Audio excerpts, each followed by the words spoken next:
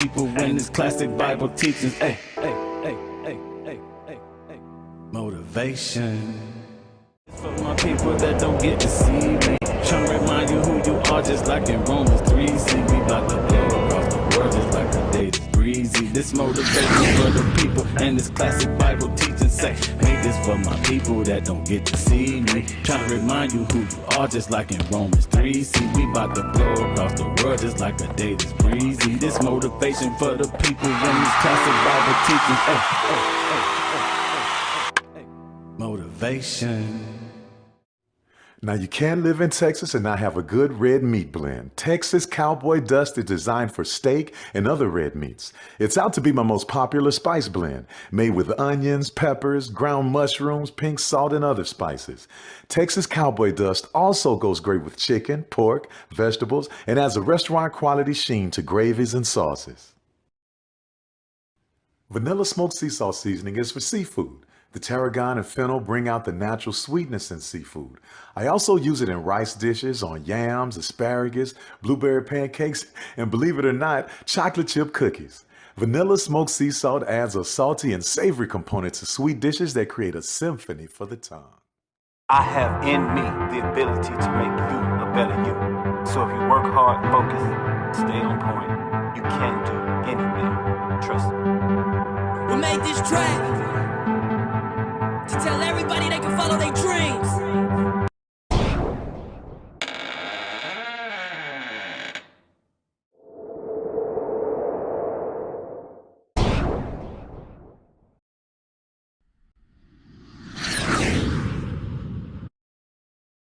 The Cuvée Group is a Florida-based marketing and training consulting firm. We help businesses communicate to their target audience and engage them in conversation. We also help to expand their audiences, which will ultimately result in growth for those organizations. In addition to being a certified constant contact specialist, my colleagues and I are also certified in John Maxwell Leadership Principles. We use these proven principles to conduct workshops, training, and private coaching sessions for individuals and companies looking to take things to the next level. Contact us to schedule a free consultation. Issues today, don't delay, call Cuvée. Have you had your Earthblend coffee today? At Earthblend Coffee, we take pride in offering you the very best of beans across the world, blended and roasted to perfection, giving you superior quality and satisfying and flavorful taste.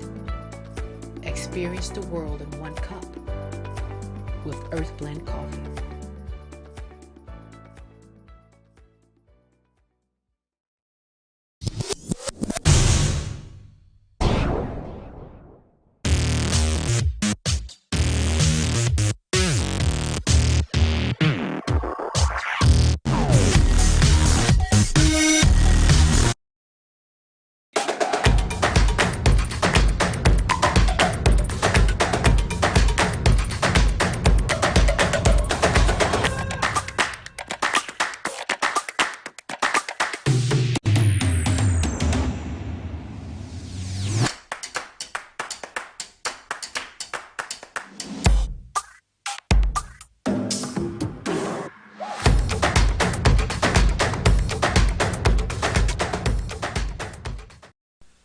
Majesty is a premium health and wellness tea line focused on bringing delicious yet healthy tea blends to the community. Filled with an abundance of vitamins and antioxidants, we work to blend teas with exotic spices and fruits to produce scrumptious and wholesome beverages. So check us out at mymajesties.com. That's MyMajesties.com. My Majesties, an Urban Passport member.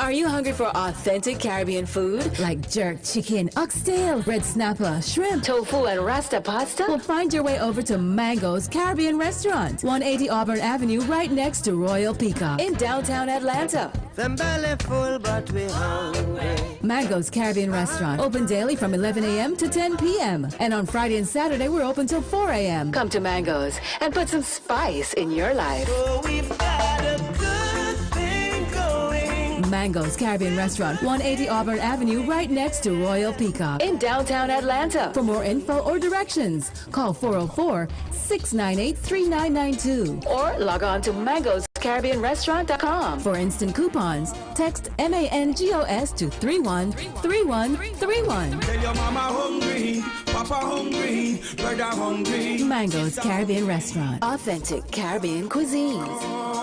Open up the door, tell your mama hungry.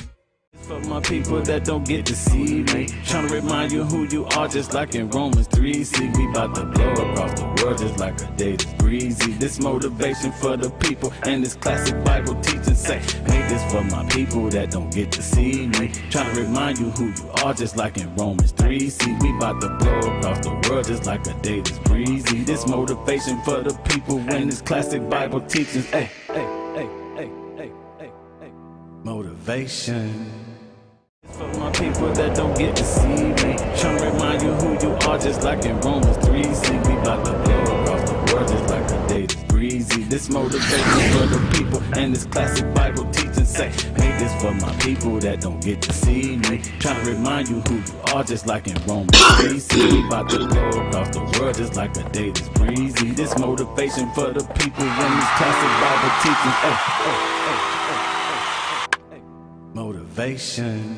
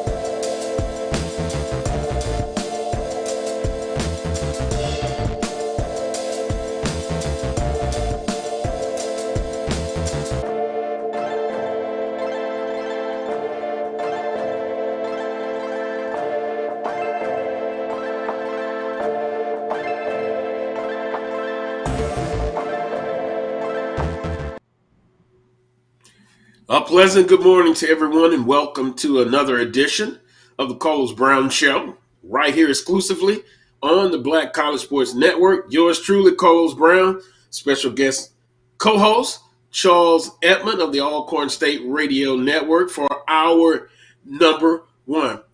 Here's how the guest menu will go for March 26, 2022. Of course, Charles Edmond joins me in hour number one. I'll make a slight adjustment. Coach Darryl Asbury, head football coach at Southern Lab High School in Baton Rouge, Louisiana. He joins me at about 11:35. We'll talk about the program that he has at Southern Lab and also two football players, two student athletes who now will play their college football at Southern University. We'll talk to him about that. And also we'll get into he's a color analyst of the Jackson State Football Radio Network.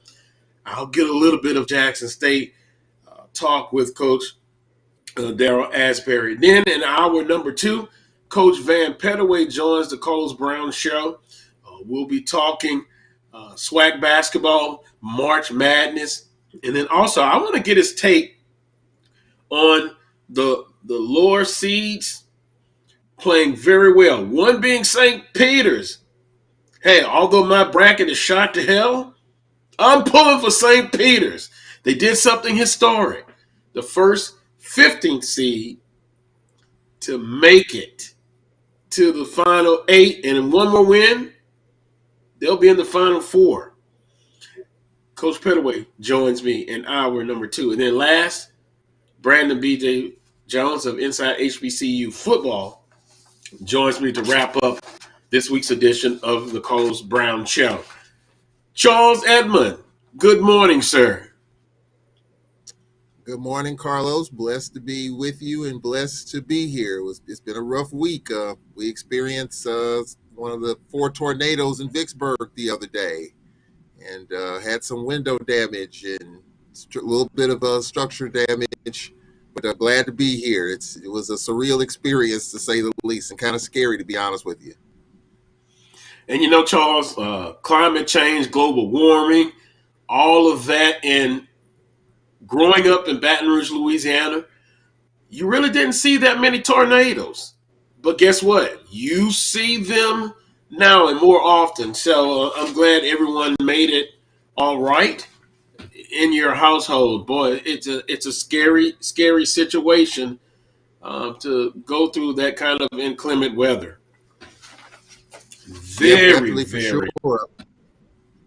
Yeah, I mean, it definitely was. I mean, we kind of knew it was going to be rough weather. I was looking at the forecast, and it was a tornado just north and west of Vicksburg.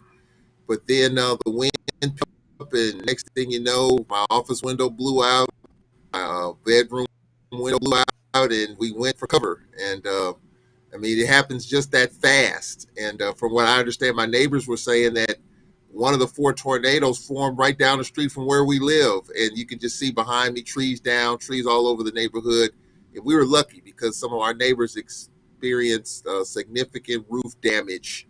And no lives were lost, but it's definitely a surreal and scary situation because it happens so fast. In a second, it could all be over. So just blessed to be sure. Yeah, an interesting thing is with a hurricane, you'll have a 4 or 5 days, sometimes a week's notice. But with tornadoes, it's only a matter of maybe minutes, and then it's upon you. So, again, I'm glad everyone made it out well. I mean, some structural damage, but that can be replaced. Lives cannot. So I'm glad everything is okay and you guys are recovering. Some news and notes for the Carlos Brown Show. Southern University baseball had been in a slump, lost 2 of 3 to Arkansas Pine Bluff. They take game 1 over Grambling State University 3-2. Overall, now the record's 5-16 in SWAC play, 2-2. So a great way to bounce back for the Jaguars. It was a battle, but Coach Crenshaw and the Jaguars take game 1 of a 3-game series.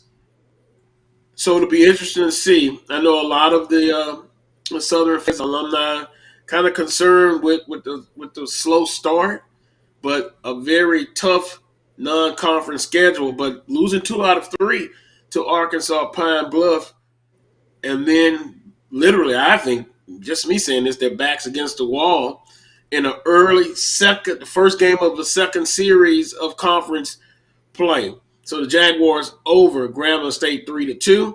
Don't forget today at 1 o'clock, they're going to have a ceremony to honor Coach Cato and name the field house in his name. And then 3 p.m., game 2 of the weekend series. Southern University softball. They lose to Texas Southern 4-2. Jaguars now 7-19 overall, 5-2 at conference play. By the way, TSU undefeated. And then, Charles, a historic game, almost a historic win. Jackson State women drop a 83-77 decision to LSU. A lot to talk about in that ball game. The Lady Tigers were down 47-30, 17 points. Then they go on a 28-10 run in the third quarter.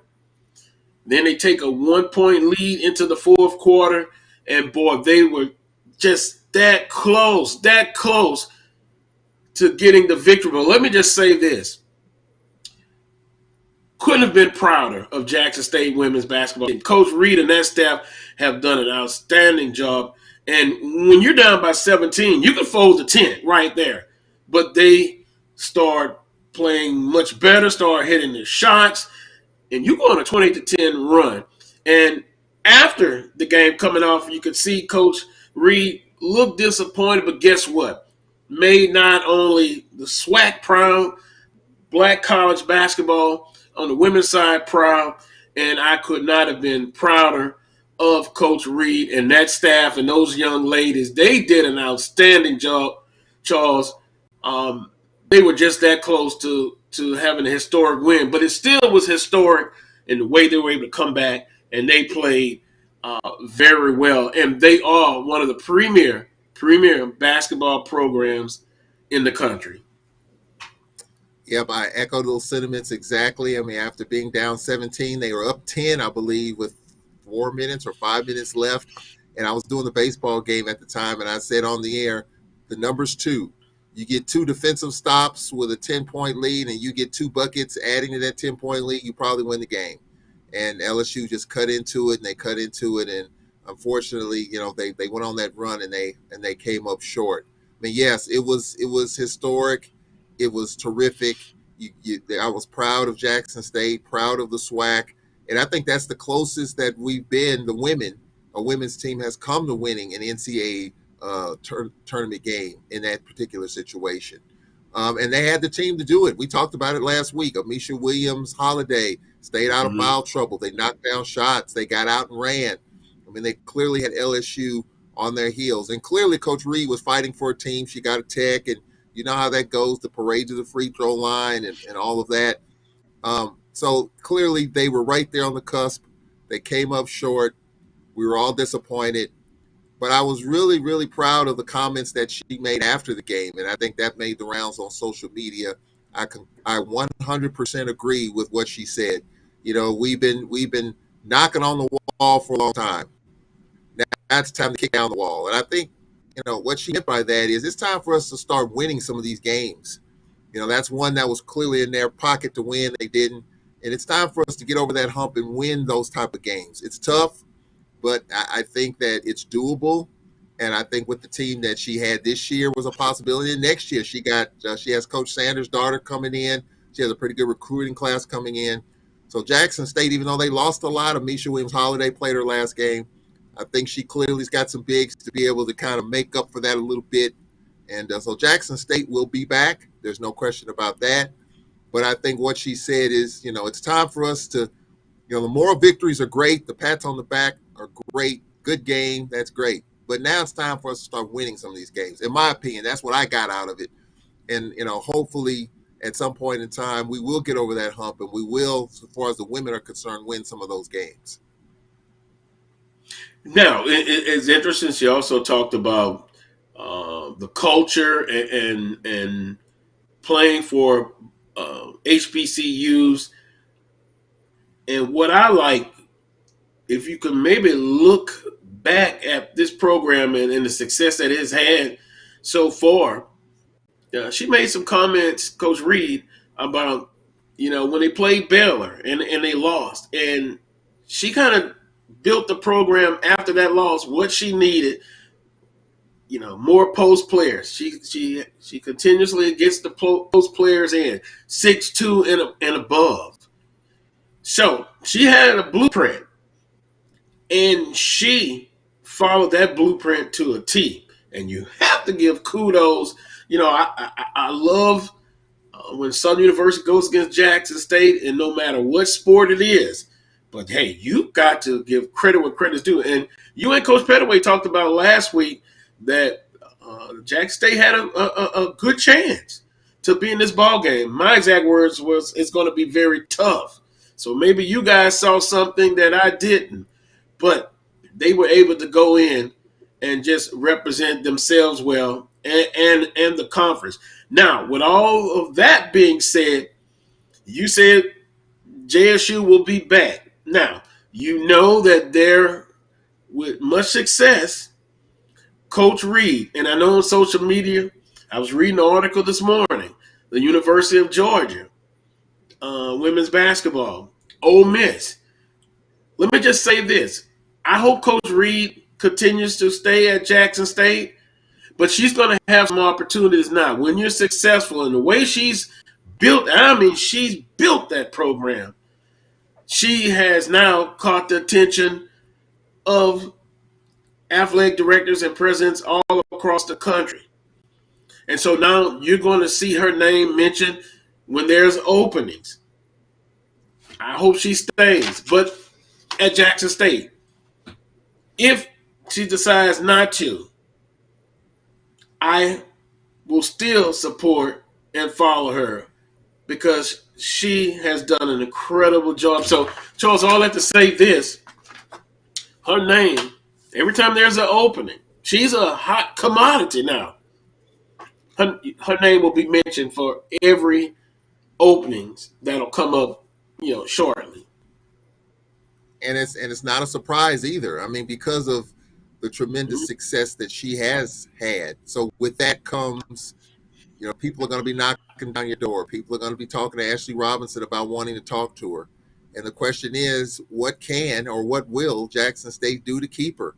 There's only a couple of more things left in the tank to do. I mean, obviously winning an NCAA tournament game is one.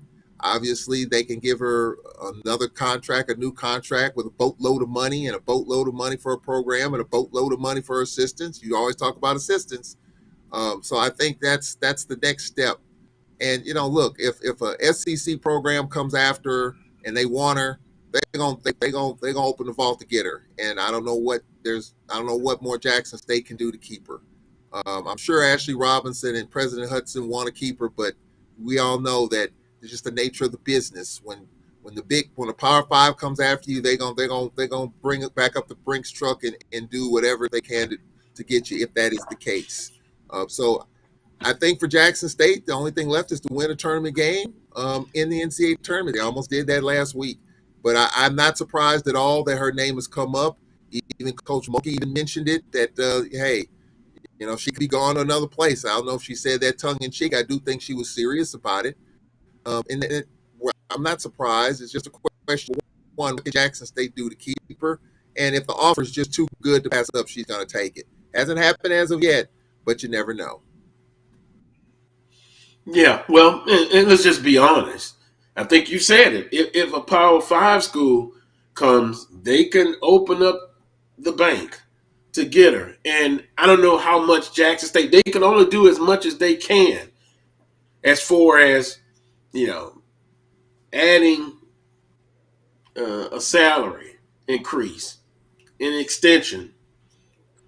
But unless just Coach Reed decides, hey, this is my place, this is where I want to be, I still have some more benchmarks I need to meet, as you stated. Winning a tournament game in the NCAA national tournament. It's really close. She was that close this past Saturday. So we'll see. We'll monitor the situation. But once again, I just want to say congratulations to Coach Reed and the staff, the young ladies. You made everyone proud. And look, hey, in my house is LSU graduate and was going for Jackson State because you saw something historic. And would have win, it would have been another historic situation. So, hey, hats off to Jackson State women. Now they get ready for another season. And, of course, they will be the team to beat in the Southwestern Athletic Conference. Right now, it's all about, it seems like, who can be consistently number 2. Because Jackson State women, they really are the cream of the crop. Southern University football is set to have a 60-play scrimmage after today's practice. And I was scheduled to have Jim Kleinpeter on, but hey, I made a mistake. I have to admit it. I put the wrong time for him to come on. We're going to get him to talk about set up the scrimmage for today. But Coach Dooley has stated that he wants to settle the quarterback situation at the end of spring. Now, I do know the first quarterback that's been taking the snaps in spring practice has been Bashawn McCray, a junior college All-American from Hines Community College. Taking the second, working with the second team has been Bubba McDaniels. And then Harold Blood, number 3. The Jaguars, offensively, they're going to be different. They're going to be more pass-heavy, but they're going to be balanced.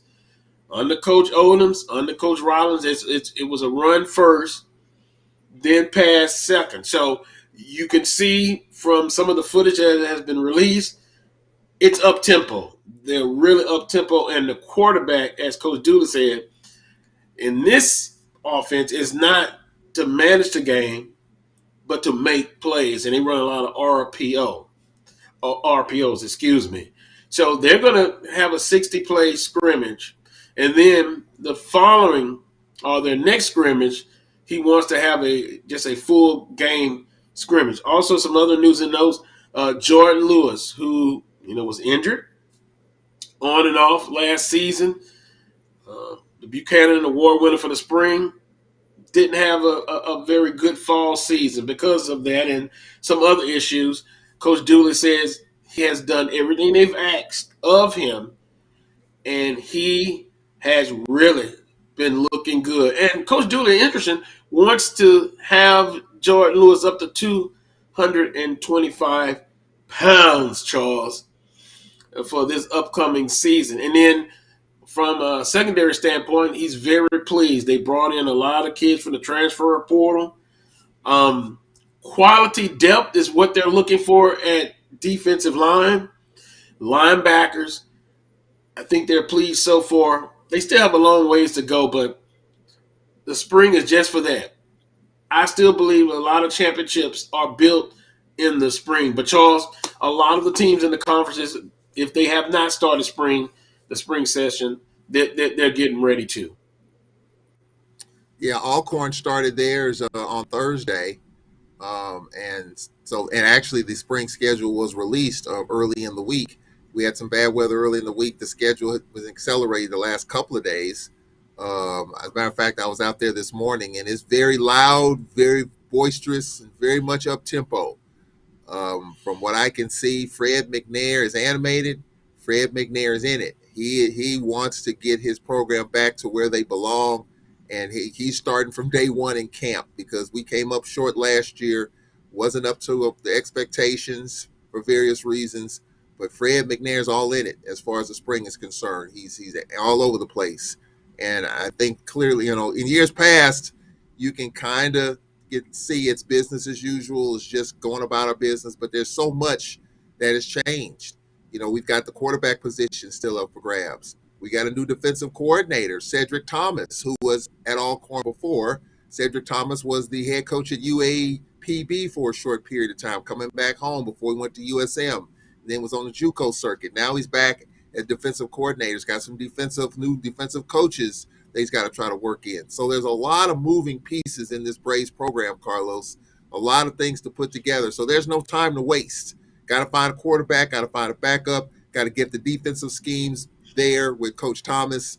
A lot to unpack. Got a new kicker. You got Rubens Beauplan, who's no longer there, and I think at Southern University, if I'm not mistaken.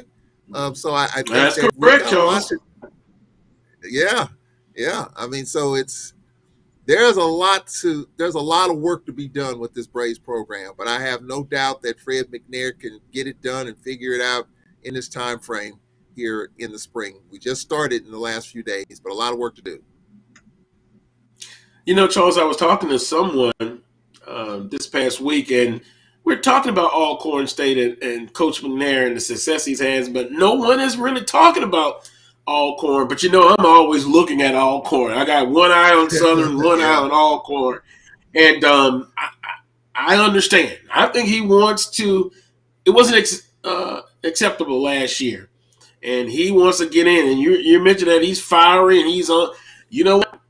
That's the way to be. And when you're looking at within the conference, Jador Sanders, he's back. But a lot of the teams in the conference, they're going to be breaking in new quarterbacks, Southern included. I believe McCray it's his job to lose. That's just my opinion. So it will be interesting to see how spring practice goes for everyone. And then as you get ready for summer conditioning, and then you get ready for the fall. I think the stakes are high. The pressure is high for all the teams. And if you're not careful, you don't want to have 2 below par seasons in a row.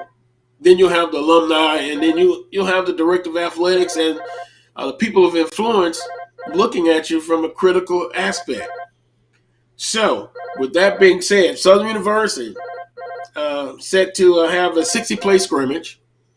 after practice today. Should start around maybe 3:30ish for Southern University, and we'll have a report next week. With that being said, I want to show some love to. I appreciate everyone that's watching. Keith Martin, good morning, Carlos and Charles. Good morning. Willie Bolden, Chuck Hunt, Jamar Scott. He says, great morning to Carlos Brown, Shell and Charles Edmond, Chuck Hunt, Avis Heath. Gotta love Avis Heath. You gotta love him. Just want to show some love. And let's pick a couple of comments right quick. Chuck says, JSU had Kim Mulkey sweating, which she was coming out of her jacket. And, back to the comments, and I know on social media, some were saying they didn't like the comments. And, Charles, Prairie View had a women's basketball coach, and I believe Prairie View played Baylor tough. And the next thing you know, Coach Mulkey, who was at Baylor, hires the coach. And now the coach is the women's basketball coach at SMU. But, Coach Reed, just a great job. And once again, I hope she stays at Jackson State and continue to do the great work. But as we stated a few minutes ago, they're going to come after her as far as her leading a women's basketball program. With that being said, if that happens, then of course, Ashley will, I'm sure he has a backup plan, but it will be interesting. She has done an outstanding job at Jackson State. I guess I can't give her enough kudos, Charles, enough congratulations. Yeah, I mean, she made all of us proud. Jackson State made all of us proud, and just an outstanding job to come back from 17 down, the lead by 10, just a couple of stops and buckets away from pulling away. Clearly had the LSU Tiger Nation on their heels, and Coach Mulkey definitely she was concerned. There's no doubt about it. But clearly the job that she's done at Jackson State overall, her overall body of work has been outstanding. And not only just the Power 5 programs could be looking at her, we've talked about the SEC and others, but there's some pretty good mid-major programs that probably will be looking at her as well. We've talked about the schools that have shown some interest, but there are other quality programs too that can pay the money, that have the resources to be able to make that happen as well. And look, for Jackson State, I mean, they got some work to do too if they want to stay at this high level. I mean, Amisha Williams-Holiday is done, and you've got some of those backcourt players, those guards that are done. So there's some work to do as far as getting and keeping the program, at a high level. Like Landon Bussey and the Braves, we lost 3 great players, 2 centers. So she's got some work to do if the opportunity doesn't come and she stays there. She's got some work to do to be able to build that program and keep it at a high level. You got Coach Sanders' daughter; she committed to play there. She's going to continue to have bigs in the middle. So now you've got to work those pieces in, and that's going to take some time. So I do think it'll be some work to do. Alabama A&M will be coming. Doriana Lewis, we didn't talk about it. I think Coach Pettaway can probably speak to more of it. But Doriana Lewis, one of the best centers we've ever seen in this conference. I think you can say top 10, top 15 ever. One of the best centers ever to play SWAC women's basketball. It's a COVID year that she could take. And so she can come back another year. And so you look at that. I don't know if she will or not, but if she does, A&M will be a team to be reckoned with at the state. So I think clearly the challenge will be there to keep Jackson State at that high level, because some other teams that are right there on the precipice, Bama State, possibly A&M, possibly Grambling, so we'll see. If she stays, it's going to be a challenge to remain at that high level. Well, and I saw she had a young lady. Her name escapes me right now, but she transferred in from USC. And I know she loves to have those post players. I have the utmost confidence that if she's there, she'll get the job done. Now, everyone else, it's going to be their job to try to come up and be competitive against Jackson State. Now, I know it's one on the court. I understand that. But the way she's built that program, it's going to be tough. And I believe someone, and let me see if I can find it. And I don't know if I read it already. But Willie Both says, everyone better start recruiting to compete with JSU. In turn, you will be able to compete with Power Fives and mid-majors. So the bar has been raised. The bar has been set by Coach Reed. Now it is up to everyone else to elevate their program. And it's recruiting. And another thing I like about Coach Reed, they make adjustments. And not just at halftime. They made adjustments before halftime. Just a tremendous job. And we've often said how competitive it has been in the Southwestern Athletic Conference in women's basketball. JSU now is clearly in the lead. Let's see if the other programs, the Alabama States, the Alabama A&Ms, the Southern Universities, the Grambling, can they up their level as well? Charles, we'll take a quick time out. When I come back in a few minutes, I'm scheduled to talk with Coach Darryl Asbury, head football coach at Southern Lab in Baton Rouge, Louisiana. He has two of his student athletes, former players. They're going to be playing for Southern University. We'll talk about that. Also, his expectations for Southern Lab in 2022, the fall season. They won a state championships and won A. And boy, you got the select, non-select. We'll talk all about that in Louisiana as well. Gonna take a quick time out. When I come back in a few minutes, scheduled to talk with Coach Darryl Asbury. You're watching the Carlos Brown Show on the Black College Sports Network. Now, you can live in Texas and not have a good red meat blend. Texas Cowboy Dust is designed for steak and other red meats. It's out to be my most popular spice blend, made with onions, peppers, ground mushrooms, pink salt, and other spices. Texas Cowboy Dust also goes great with chicken, pork, vegetables, and adds a restaurant-quality sheen to gravies and sauces. Vanilla smoked sea salt seasoning is for seafood. The tarragon and fennel bring out the natural sweetness in seafood.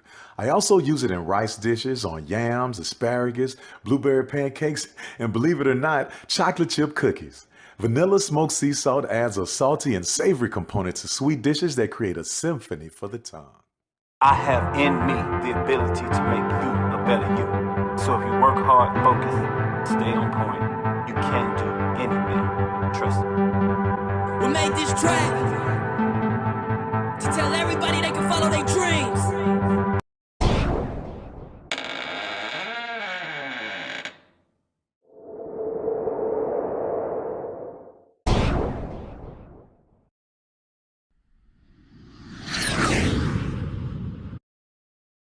The Cuvée Group is a Florida-based marketing and training consulting firm.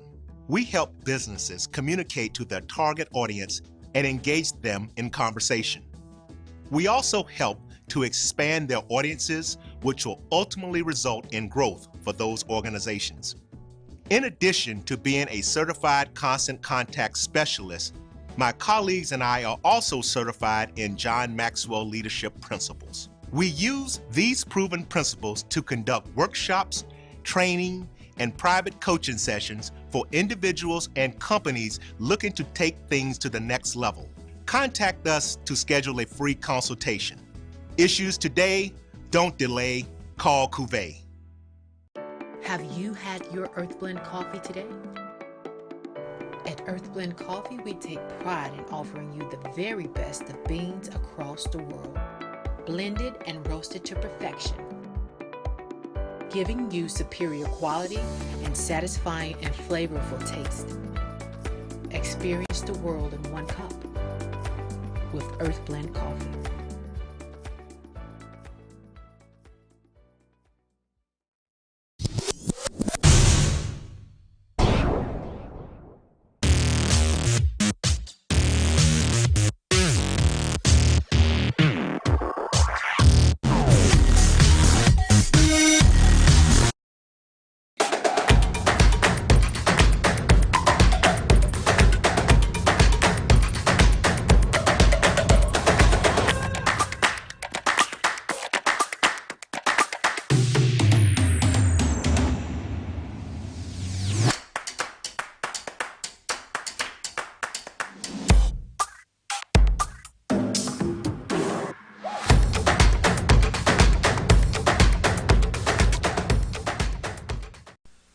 Majesty is a premium health and wellness tea line focused on bringing delicious yet healthy tea blends to the community.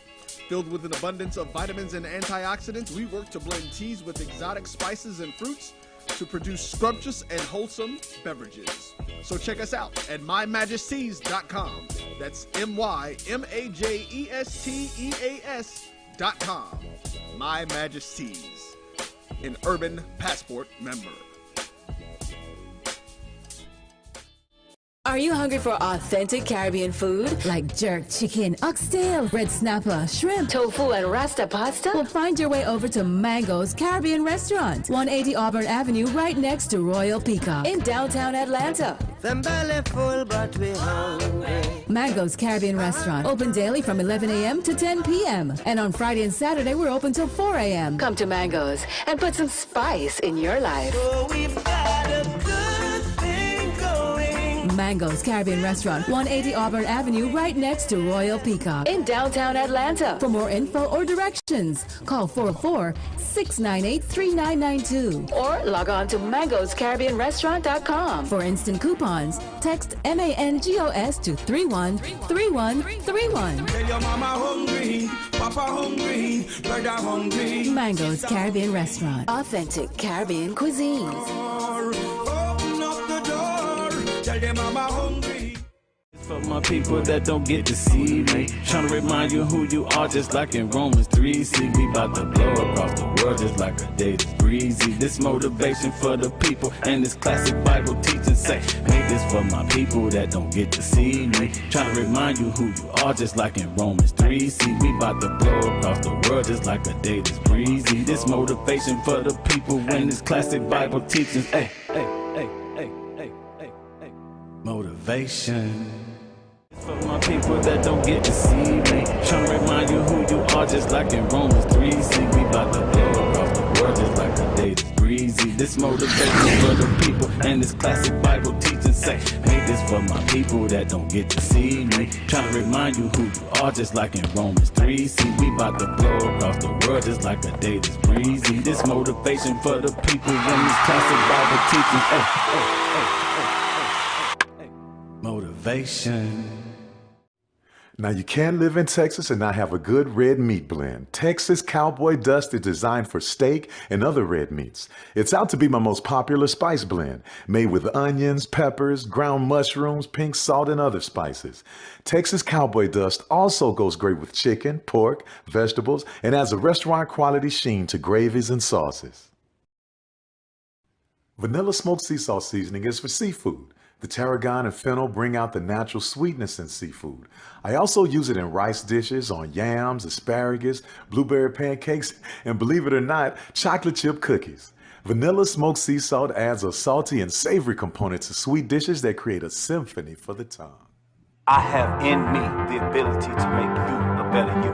So if you work hard, focus, stay on point, you can do anything. Trust me. We made this track to tell everybody they can follow their dreams.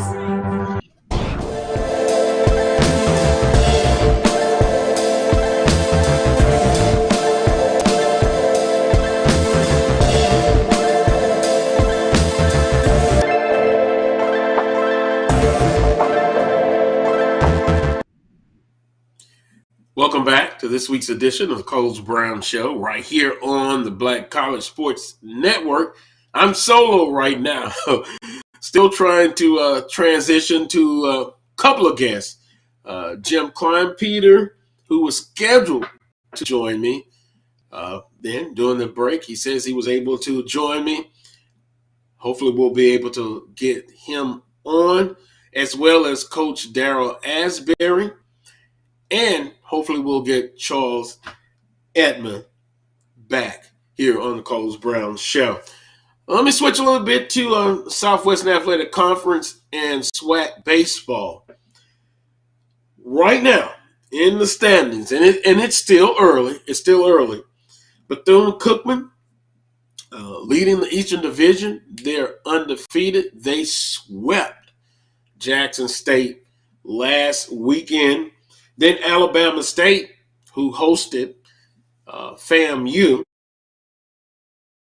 they swept FAMU. They're 3-1. Mississippi Valley State 2-2. Alabama A&M 2-2 in the Eastern Division. FAMU 1-3.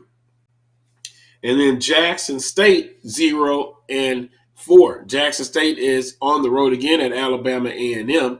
They dropped the first game of that series. And I guess Coach Omar Johnson, and they're trying to figure things out. But if we remember the prognosticators who basically said Jackson State would represent the Eastern Division, Southern University would represent the Western Division. And right now, both teams are struggling. Jackson State bringing up the rear, 0-4. Now, they've been on the road for their opening two series.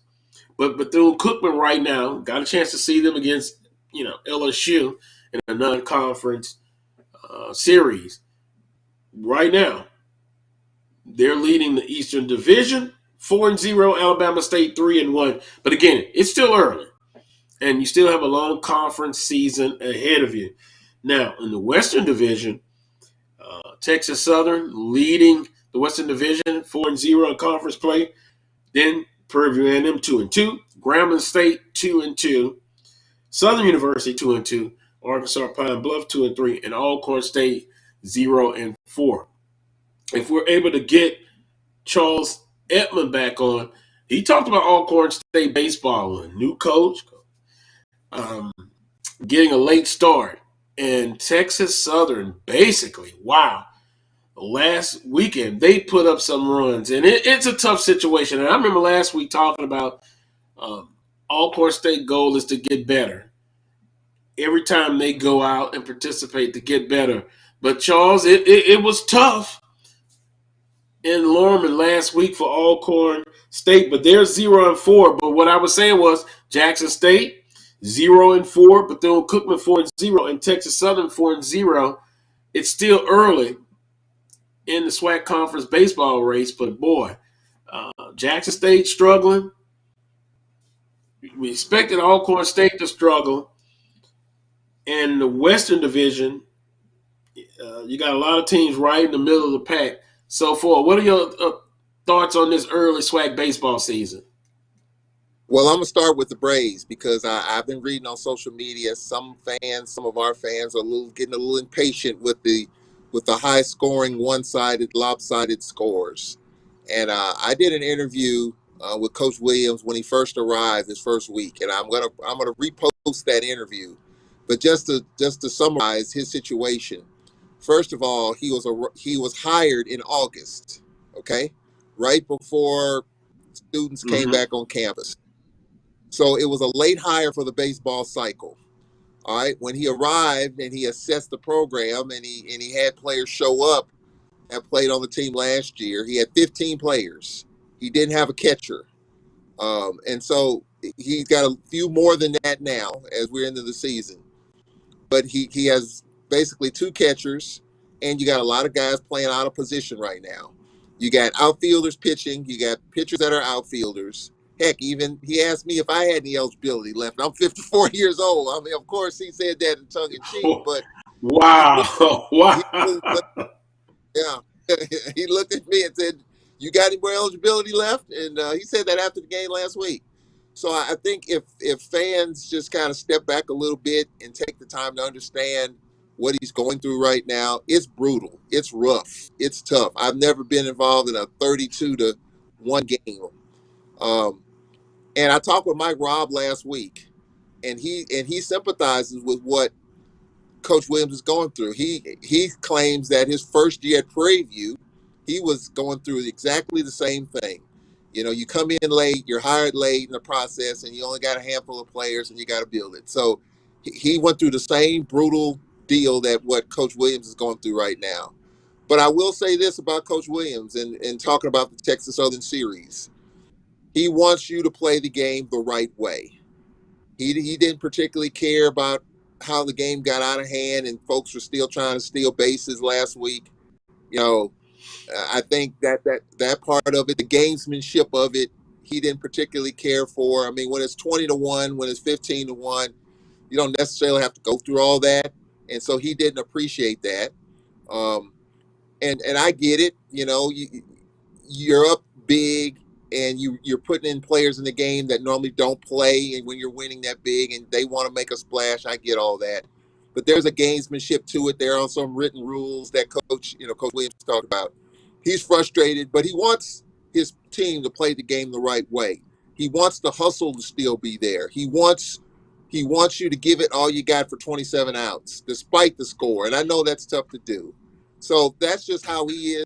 I just hope Braves fans continue to be patient, because he did arrive late in the process, and he doesn't have a lot of players. Now, there is some interest in the program, some players that I posted on social media that will commit for next year, but it's going to be a rough go this year. It's rough to where we might not even make the tournament. It may be tough to win a game, but this team is continuing to play and continuing to fight, and he wants his team to fight and hustle after ground balls, hustle down the line. If not, you won't be in there. And I think that's what he's looking at, just to continue to fight and hustle, because he's fighting and hustling for his team. Well, a tough start in conference play, tough start for Alcorn State baseball, but I kind of expected that from the outside looking in. But now, what I didn't expect, Jackson State 0-4, Alabama A&M improving. They lost the opening game of that series, so now Jackson State's looking at 0-4. I think they're the most disappointing team so far, although it's still early and they could make a serious comeback. But hey, Bethune-Cookman seems to be the class of the league so far. But I'm sure Texas Southern will have something to say about that. But Jackson State struggles. Yes, I think Jackson State struggles is pitching right now. They had a 7-1 lead, I believe, last week against Bethune-Cookman and lost 9-8 in extra innings.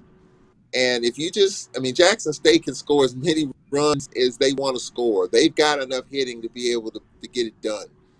But it's always been the one knock on Jackson State has been pitching. Once you get into that bullpen, it really falls off. And I think clearly that's the case again. You have a 7-1 lead on the road. You got to be able to finish the deal. And they have not been able to finish the deal. So I think that's probably more of a glaring issue for Jackson State this year, because of all the bats they lost from last year's team that went 24-0 and made it all the way to the championship game and let it get away in the last couple of innings. I think that's the problem with Jackson State. They are disappointing, but I think the pitching is probably even more of a disappointment, because they can't hold leads, and it's a struggle. And so if you got to score a ton of runs every time and you don't have the bats that you've had in years past, it's going to be even tougher. So I think that's what Jackson State's dealing with right now. Charles, couldn't we say that about several teams in the conference? I mean, looking at Southern against Houston in the midweek game, starters doing very well. When they go to the bullpen, boom, disaster. So can we say that about some of the teams facing the same situation as Jackson State? And then if we look ahead, me and you have been to some NCAA regionals. Same thing. You have a pitcher that's given a great performance, you go to the bullpen, boom, disaster.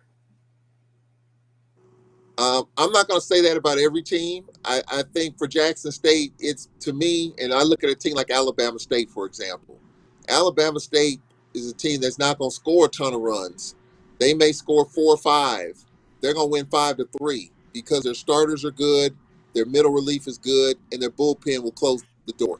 But for Jackson State, this has been a problem for a while, and it's just it doesn't get looked at because they score so many runs that they, just like last year, they just beat the life out of you, and they force you to pretty much give up because they're scoring 10, 11, 12, 13 runs, and you can't match that.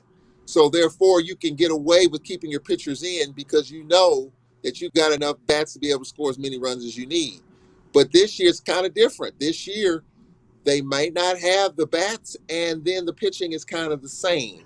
So it kind of catches up with you. But I don't think a lot of teams are in that category. I think from what I saw with Texas Southern, I think Texas Southern's bullpen is pretty stout. I think Southern's still trying to work it out. I think Grambling's a team that can score a ton of runs. But just we were talking about Jackson State. It's been an issue, I think, in my opinion, for years now. And it hadn't caught up with them quite as much because they scored a bunch. But this year, they're not scoring as much, but the bullpen's still the same. The pitching is still the same. So it's caught up with them a little bit this year. And, Jackson State's got to be careful with FAMU and Bethune coming in. Bethune is really playing well. FAMU's no gimme. And, of course, Valley's playing a little bit better. I think that's the other thing. Valley is a little bit improved with a first-year coach.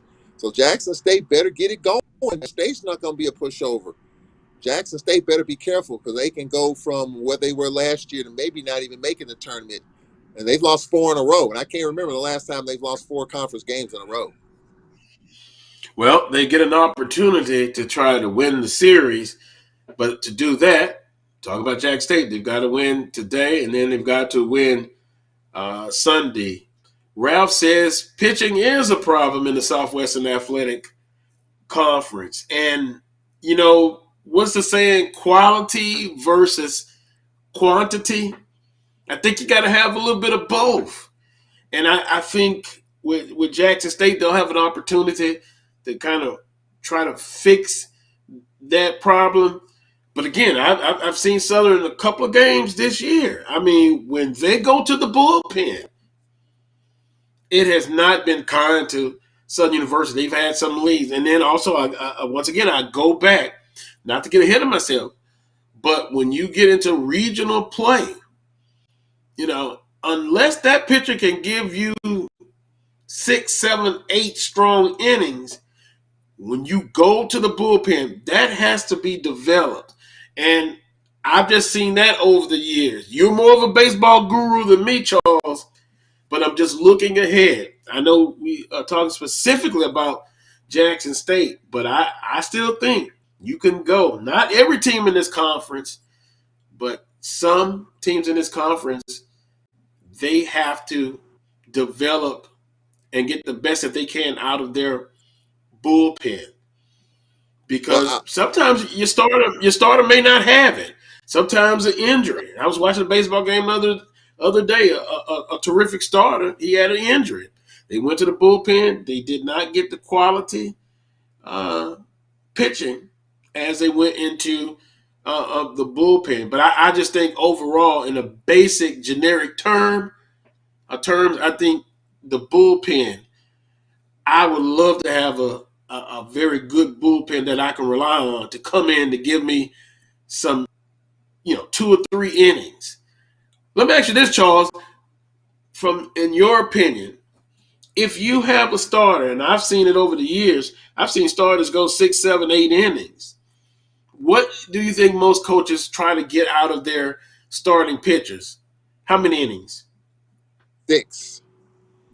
If you can get 7th inning, you've done your job, because then you got short relief, then you got closers.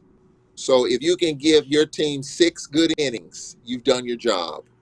Now, to your point, if there's one coach in this conference that had the blueprint and had it right, it was Mervell Melendez when he was at Alabama State. If you looked at that roster when he was there, he had probably more pitchers than he had hitters, because he catch up any way you want. He had enough arms. You talk about quality and quantity. He had that. He had very few bats, but the bats that he had were very, very productive and very potent. But if you look at the stats, you looked at the stat sheet and you saw the number of players that he had pitchers, you probably had 12, 13 pitchers, because he had pitchers for every situation, and he got good solid pitching getting into the 6th inning, getting into the 7th inning. And he had guys that can face one batter, or he had guys that can give you 4 innings in relief, or he can have you a guy that can give you 2 innings and close the door. So I think Melendez had it right, and I think other teams haven't been able to kind of match that, and that's why Melendez was so successful at Bama State. He didn't have to score 10 runs. He can beat you 6-4, and it's boring. It's not what fans like, but that's the blueprint to success, and that's why he was so good at Bethune-Cookman, and that's why he was so good at Bama State. And really, there hasn't been a team in this league that has been able to match that. We're kind of a slugger conference. We like to slug our way to the title. It doesn't happen. You've got to be able to slow teams down, and good pitching always trumps good hitting. That's the baseball adage, and that is so true. I mean, because you look at last year in Jackson State, they had a 13-1 lead against Grambling in the semifinals and lost the lead. They won the game, but that caught up with them eventually. So I think that's kind of the issue right now. You got to be able to get arms, and you got to be able to keep people off base, and you got to be able to pitch your way through it. And right now, I think that's still kind of a work in progress for a lot of our teams. But for Jackson State specifically, they're so potent. Mm-hmm. They've been so potent at the plate. They can just score so many runs. And so what Omar Johnson likes to do is milk his starting pitching for all it's worth. He knows if you get past that second or third bullpen guy, he's in trouble. And I think this year you're seeing that because he's not scoring quite as many runs. So Omar's got to figure it out, and I think he will. And I have a lot of faith in him that he can get it done, but it definitely is not the same team that he's had in the past. Yeah, 0-4 in the Eastern Division. But, hey, if they could take two of the next two remaining games, they win the series 2-1. And, I'm listening to you and I'm thinking about, I know you said 6 innings, your starter can go. Then you have a middle relief. If he can give you like 2 innings, then you got a closer that can come in and lock down, especially, of course, you have the lead. But maybe I'm thinking about Major League Baseball. But I still think that is something that everybody can get better with in the conference, building a good quality bullpen. And I understand, you don't have that many scholarships to offer in baseball, and that may hinder some of it. But Texas Southern 4-0, Bethune-Cookman 4-0. In 2 weeks, we'll check again, and we'll see if Texas Southern and Bethune-Cookman are still leading. I'm going to say I think Bethune-Cookman is the real deal. Alabama State is a close second. Jackson State, we'll see what they've done in the past. You just can't count them out. Southern University is trying to find themselves. Grambling State 2-2. Southern 2-2. Southern dropped 2 of 3 to Arkansas Pine Bluff. They won the first game of the series 11-6. We'll see. I think it's going to be some tremendous battles, and Bethune-Cookman, I would say right now is the class of the league, but it's still early. Yep, absolutely. I mean, even our coach Reginald Williams said it. We've only played about 10% of conference games, and yeah, we lost 3 to Texas Southern in a big way, but there's a lot of games left. A lot of things can happen. So I'm not panicking right now. Let's check back in about 3 weeks and let these series commence, and let's see where we are at that point. But clearly, I think just looking at Texas Southern, Mike Rob's got a pretty good team. I mean, they can score a bunch of runs, but of course, for us, it's kind of hard to say because we're kind of in at pitching. But let's see how things evolve here. I think with Jackson State not being the same, I think Bethune, I think Bama State, that's a huge series down there as well. I think Bethune and Bama State, big series. So let's talk back in 3 weeks, and we'll kind of be able to shake this thing a little bit more. Well, you ought to see the conversation that's going in the chat room. I'll paraphrase it like this. They believe Texas Southern don't be fooled about being in first place. In 2 weeks, they're saying they think Texas Southern will not be in first place. And I guess they're saying because Alcorn State is struggling so bad, let's not harp on them being 4-0. But we'll come back and see in 2 or 3 weeks and see where the standings are. Charles, I know you have to leave now, getting ready for a doubleheader in softball. Closing comments for you? Hey, I'm really looking forward to seeing how spring ball is going to, spring football is going to evolve. It's that time, and I'm really looking forward to seeing how these teams evolve. And look, we didn't talk about men's basketball. I'm sure you're going to talk about this with Coach Pettaway. There's going to be a lot of conversation in the offseason real quickly because you got new coaches on the men's side, and then you got some guys in the transfer portal. Some of the top players on the men's side have transferred. McKinnis of Jackson State transferring. Mm-hmm. E.T., one of the best guards in the conference at Texas Southern's transferring. Jalen Johnson, one of the big men at Alabama A&M's transferring. You got new coaches. So I'm sure Coach Pettaway will talk about it, but it's going to be some interesting developments on the men's side in basketball during this offseason to see how these new coaches and now some of these top players moving on. Well, Charles, free agents has come to college athletics and meaning the transfer portal. I'm not shocked at what I see. Constantly, someone's always leaving, someone's always coming in. We have now opened up Pandora's box. There'll be some good things that'll happen. You'll be disappointed sometimes, but I'll pass that on to Coach Pettaway. He's scheduled to join me next. Other things we're going to discuss. But Charles, have a great broadcast. Look forward to talking with you next week. Everybody be safe out there, Carlos. I appreciate it. Yes, sir. Be safe. That was Charles Edmond of the Alcorn State Radio Network. Going to take a break. When I come back, I'm scheduled to visit with Coach Van Pettaway. During the break, I'll check and see on Coach Asbury and Jim Kleinpeter. You're watching the Carlos Brown Show on the Black College Sports Network. The Cuvée Group is a Florida-based marketing and training consulting firm. We help businesses communicate to their target audience and engage them in conversation. We also help to expand their audiences, which will ultimately result in growth for those organizations. In addition to being a certified constant contact specialist, my colleagues and I are also certified in John Maxwell Leadership Principles. We use these proven principles to conduct workshops, training, and private coaching sessions for individuals and companies looking to take things to the next level. Contact us to schedule a free consultation. Issues today, don't delay, call Cuvée. Have you had your Earth Blend coffee today? At Earth Blend Coffee, we take pride in offering you the very best of beans across the world, blended and roasted to perfection, giving you superior quality and satisfying and flavorful taste.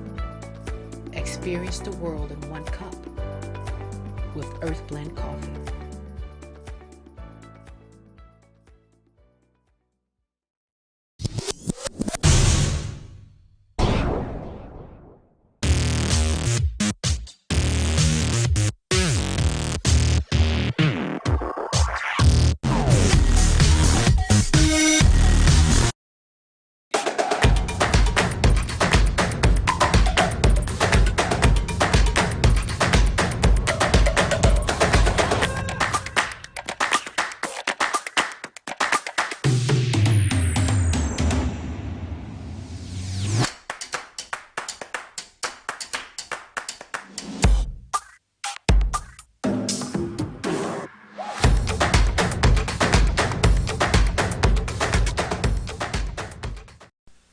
Majesty is a premium health and wellness tea line focused on bringing delicious yet healthy tea blends to the community. Filled with an abundance of vitamins and antioxidants, we work to blend teas with exotic spices and fruits to produce scrumptious and wholesome beverages. So check us out at mymajesties.com. That's MyMajesties.com. My Majesties, an Urban Passport member. Are you hungry for authentic Caribbean food? Like jerk chicken, oxtail, red snapper, shrimp, tofu, and rasta pasta? Well, find your way over to Mango's Caribbean Restaurant, 180 Auburn Avenue, right next to Royal Peacock in downtown Atlanta. Them belly full, but we hungry. Mango's Caribbean Restaurant, open daily from 11 a.m. to 10 p.m. And on Friday and Saturday, we're open till 4 a.m. Come to Mango's and put some spice in your life. So we've got a good thing going.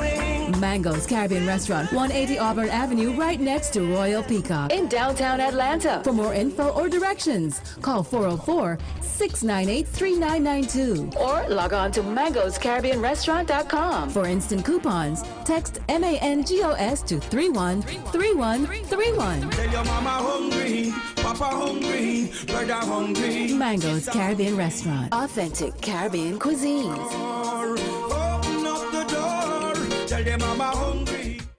For my people that don't get to see me, trying to remind you who you are, just like in Romans 3. See, we about to blow across the world just like a day that's breezy. This motivation for the people and this classic Bible teaching say, hey, this for my people that don't get to see me, trying to remind you who you are, just like in Romans 3. See, we about to blow across the world just like a day that's breezy. This motivation for the people and this classic Bible teaching, hey, hey, hey, hey, hey, hey, hey. Motivation. For my people that don't get to see me, trying to remind you who you are, just like in Romans 3. See, we about to blow across the world just like a day that's breezy. This motivation for the people and this classic Bible teaching say, hey, this for my people that don't get to see me, trying to remind you who you are, just like in Romans 3. See, we about to blow across the world just like a day that's breezy. This motivation for the people and this classic Bible teaching, hey, hey, hey, hey, hey, hey, hey. Motivation.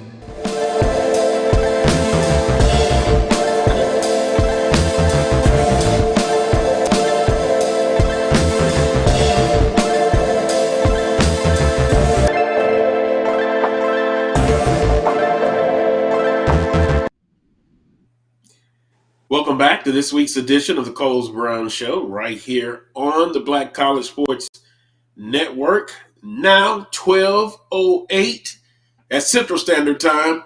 Guest number 2, Coach Van Pettaway joins the Coles Brown Show. Coach Pettaway, good afternoon, sir. Hey, good afternoon, Carlos. I'm happy to be here, man. It's a gorgeous day in Huntsville, Alabama. It's springtime, a little windy outside, but we're having a great day here. What's going to be the temperature today? Give me a weather report. What's the high in Huntsville today?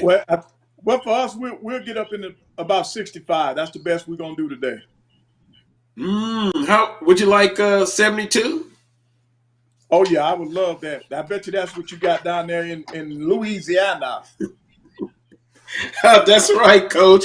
But boy, it was some storms, a stormy week this past week with that cold front. And Charles Edmond, who was our guest in hour number 1, he kind of got some damage to his house, but they were able to make it through.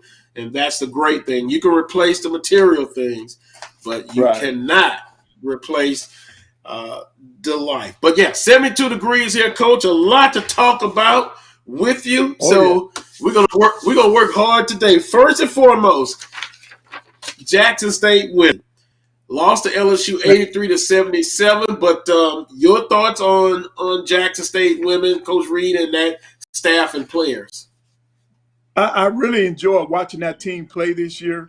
I thought they represented the SWAC well. They represented themselves well. Even though they didn't win that game, I mean, we as coaches don't like to take moral victories away, but I'm looking at that as a stepping stone. I think what they established this year on the court in the SWAC and then in the playoffs in that NC2A game against LSU was just a stepping block.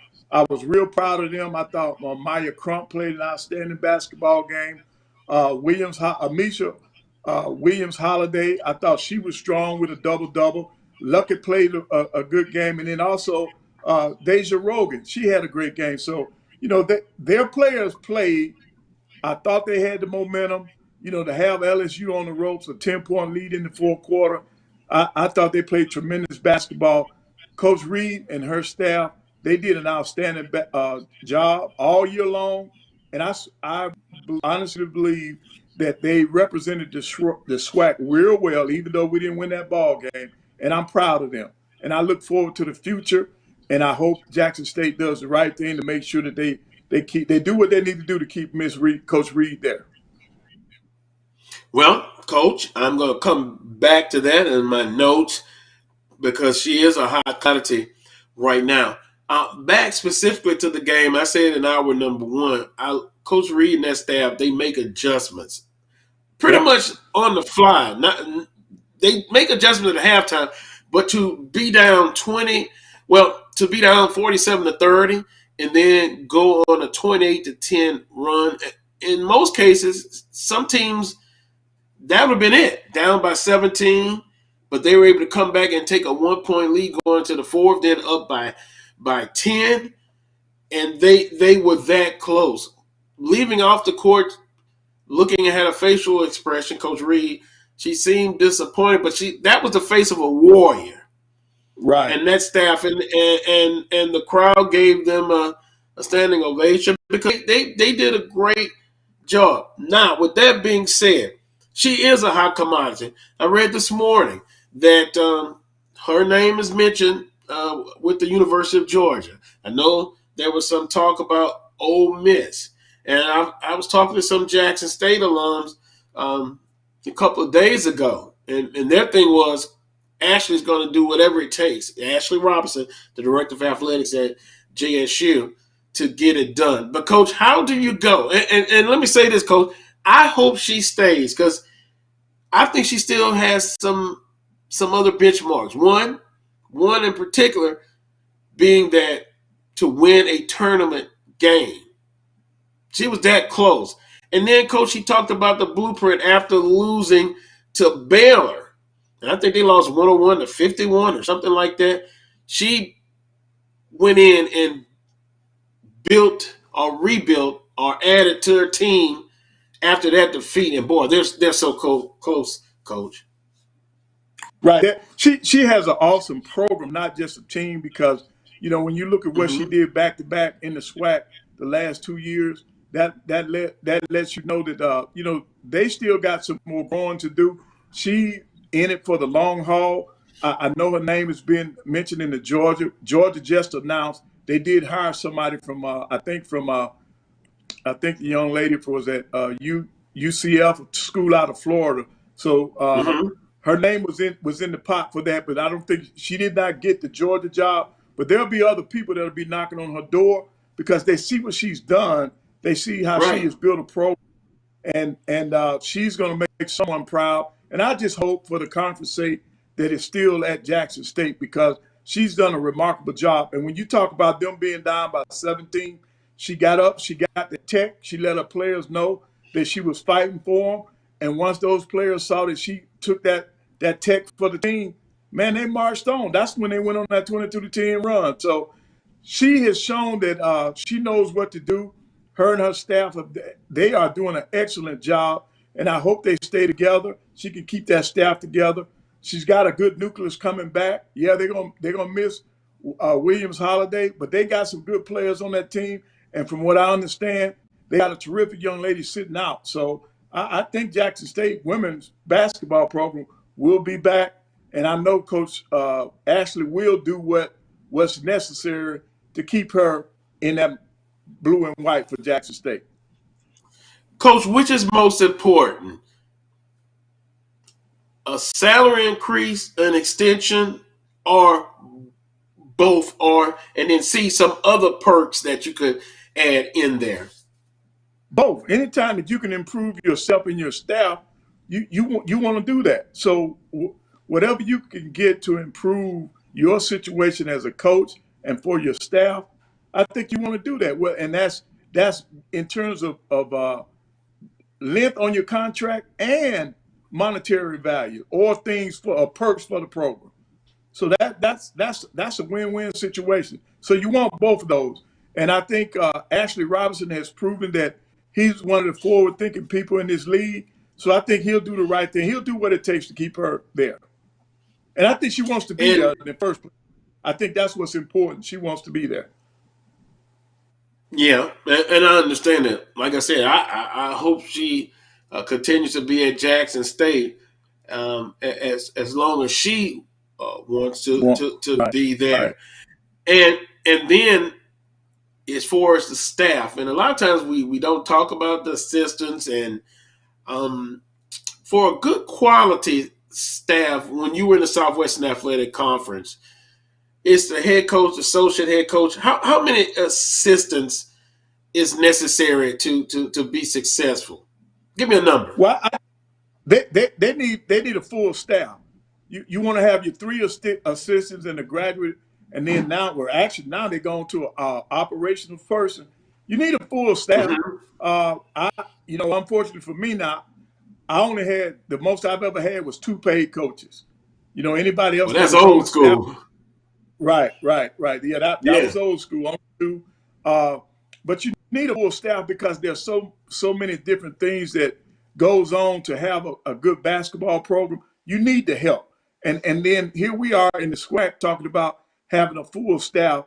When you pull up, you look at the teams that are in the Elite Eight for the men. Some of these programs got 10 people on the staff. You know, they got other coaches. They got analysts. They got director player personnel. They got player development. They create all these titles. They got all these people. You got all these eyes with experience going up against us with two coaches. You know, the more eyes, the more ideas that they can throw at you. Now it's only two of us, or a total of 3 against 10 or 12. You know, that makes a difference. So you need that for full-time, big-time basketball. You need a full staff. A full staff, yeah. I would agree. And Coach, speaking of a full staff, I had never really heard of St. Peter's. Yeah, can you hear me, Coach? Coach, can you hear me? St. Peter's. I was talking about St. Peter's.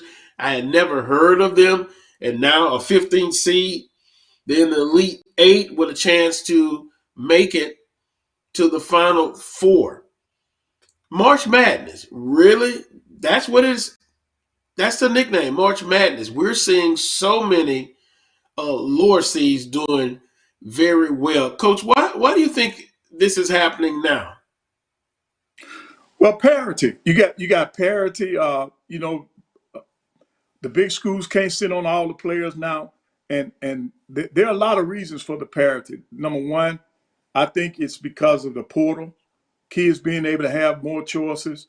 So some of the lower seeds are getting better players now, and it's paying off. My bracket's a total wreck because these lower ranked teams have had some big. I've only got one team left in play out of my bracket, and that's Kansas is the only team I had going to the Final Four. That's the only team left. So I think it's great for college basketball to have the parity. But I think two things that are hurting us right now, the transfer portal and that NIL. I think it's going to hurt us before it gets better. Before it's better. Because you got kids right now they're leaving left and right. And when you look at the SWAC, you know, Alabama A&M's got 4 kids in portal. That was a program on the rise, and now they got their best players and 3 other players that are in the portal. Alabama State has a number of kids in the portal. Prairie View. I don't know of any school right now that has not been affected by the portal. And that's tough. That's tough.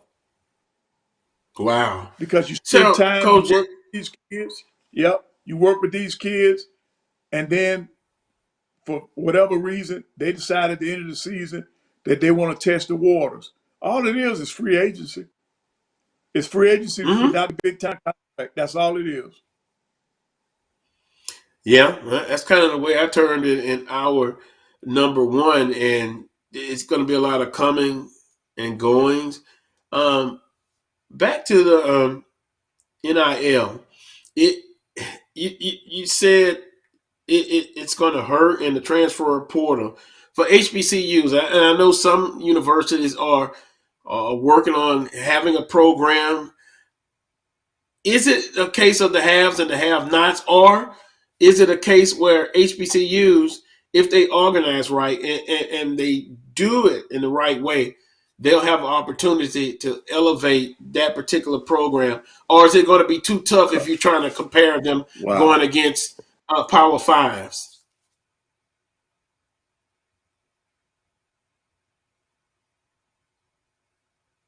Were you able to hear me, Coach?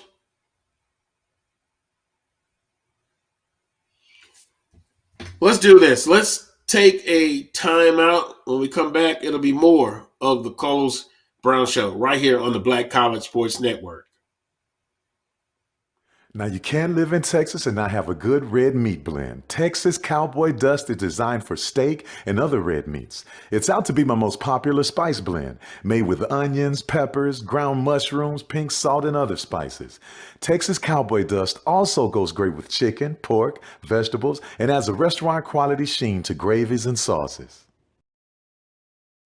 Vanilla smoked sea salt seasoning is for seafood. The tarragon and fennel bring out the natural sweetness in seafood.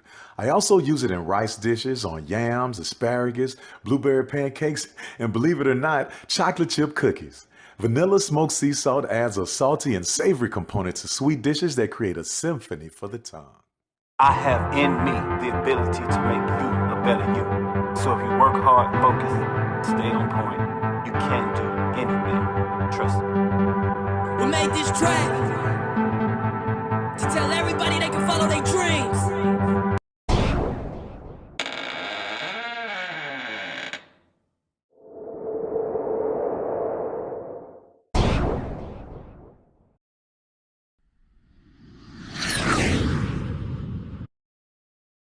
The Cuvée Group is a Florida-based marketing and training consulting firm. We help businesses communicate to their target audience and engage them in conversation. We also help to expand their audiences, which will ultimately result in growth for those organizations. In addition to being a certified constant contact specialist, my colleagues and I are also certified in John Maxwell Leadership Principles. We use these proven principles to conduct workshops, training, and private coaching sessions for individuals and companies looking to take things to the next level. Contact us to schedule a free consultation. Issues today, don't delay, call Cuvée. Have you had your Earthblend coffee today? At Earthblend Coffee, we take pride in offering you the very best of beans across the world, blended and roasted to perfection, giving you superior quality and satisfying and flavorful taste. Experience the world in one cup with Earthblend Coffee.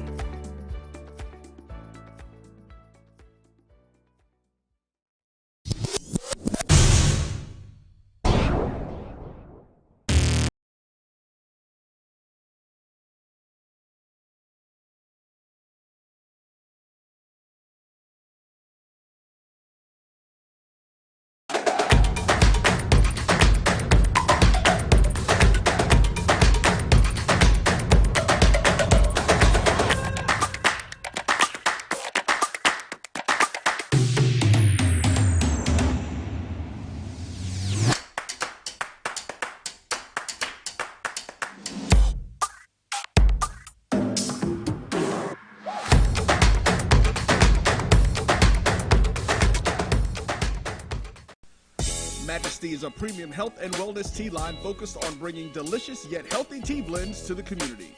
Filled with an abundance of vitamins and antioxidants, we work to blend teas with exotic spices and fruits to produce scrumptious and wholesome beverages. So check us out at mymajesties.com. That's MyMajesties.com. My Majesties, an Urban Passport member.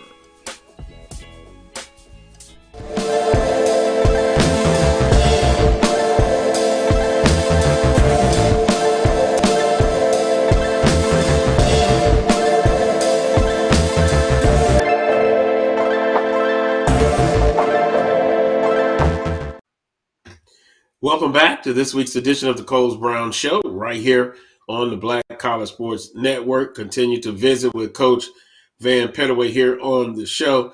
Coach Pettaway, I want to pick it back up with the transfer portal and NIL. You basically said it can be helpful, but it also can hurt HBCUs. Explain that a little bit further in your opinion. Well, I don't think, first of all, I don't think anybody, I mean, we all know this, and we're not going to be able to compete with the Power Fives when it comes to the NIL. Let's start with the NIL. I think the best deals on the HBCU level, we've got to get deals for the entire department, not just one sport or two sports. I think in order for the thing to really help and do right, we got to get deals where the university does something for all the athletes. That's how you keep Student athletes. morale going. That's how you keep things moving in the right direction. And you still got to think about Title IX. So that's why, to me, the best deals are.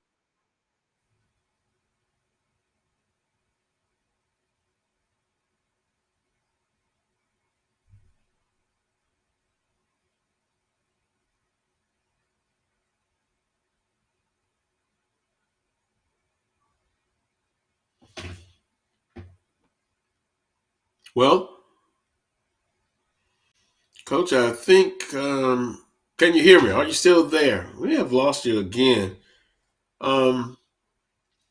He was talking about the NIL deals and having it not specifically for one sport, but for all student athletes. And then, of course, he talked about Title IX being an important situation as far as keeping everyone happy. I wanted to talk, and if we get Coach Pettaway back, I want to talk about the number one seeds are almost gone again. And then also, back to St. Peter's, and I'm going to see if Coach Pettaway, what he thinks of their style of play and just the success they've had as a 15th seed and now in the Elite Eight. And of course, they'll play tomorrow. And if they are able to win, St. Peter's is in the Final Four, Coach Pettaway. But St. Peter's, an enjoyment to watch. And what offense they're running, it seems like it's a motion, but almost like a weave. But I'll stick with the motion offense. Right, I think they're running a weed. They run a variation of the weed drive, and pitch.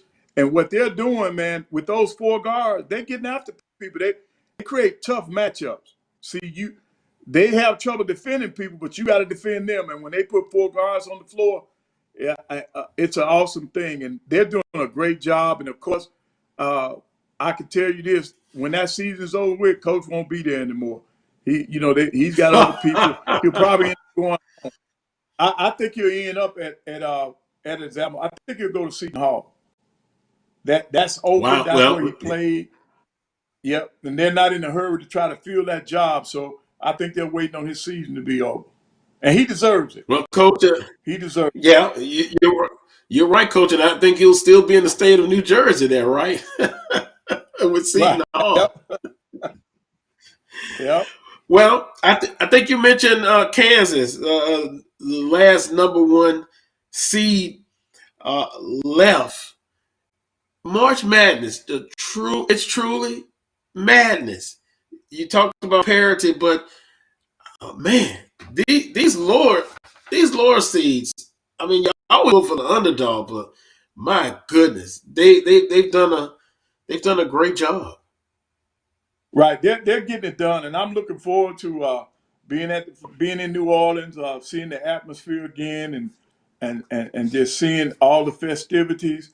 It's great to have college basketball back, and this March Madness is like no other on the men and women's side. It's real exciting, and I think when you looked at when they were doing the ratings this year, they said that the ratings are up. So that means that the fans are coming out. They like the product that's on the floor, and all we got to do is, as coaches, we got to continue to build our brand, build our product. Yeah. I think up 15, 18% women's tournament. Right. That was really surprising. And you look at the women's play, I enjoy watching them. They're fundamentally sound. They don't play above the rim, but you can actually see the development. Like I'm watching, Jackson State and LSU women. I thought their guard play was terrific because the big lady in the post players, they have to count on someone getting the ball to them. But they often say on the college level, Coach, the guard play is so important. Right. And then when you have somebody like Myra Crump, man, she can put that thing on the floor. And then I'm going to tell you one player everybody better look out next year. Deja Woodard, man, I'm going to tell you something. See, other people, I watch rebounding and stuff like that. that young lady went up and she got some out the air, man. She touched the rim a couple of times on jumping during that game. So the women's game is very exciting. I just finished watching North Carolina State take care of Notre Dame in a very close game, 66-63. I love women's college basketball. I watched the Tennessee Lady Vols the other night come back and win their game. So the playoffs on both sides is great. It's a great time to be a fan of college basketball. Now, speaking of college basketball, what we're talking about now, Coach, I want to, and this involves my team, and I want to count on your experience because I'm worried. In the NBA, Jimmy Butler, an alpha dog, a team leader, one of the team leaders.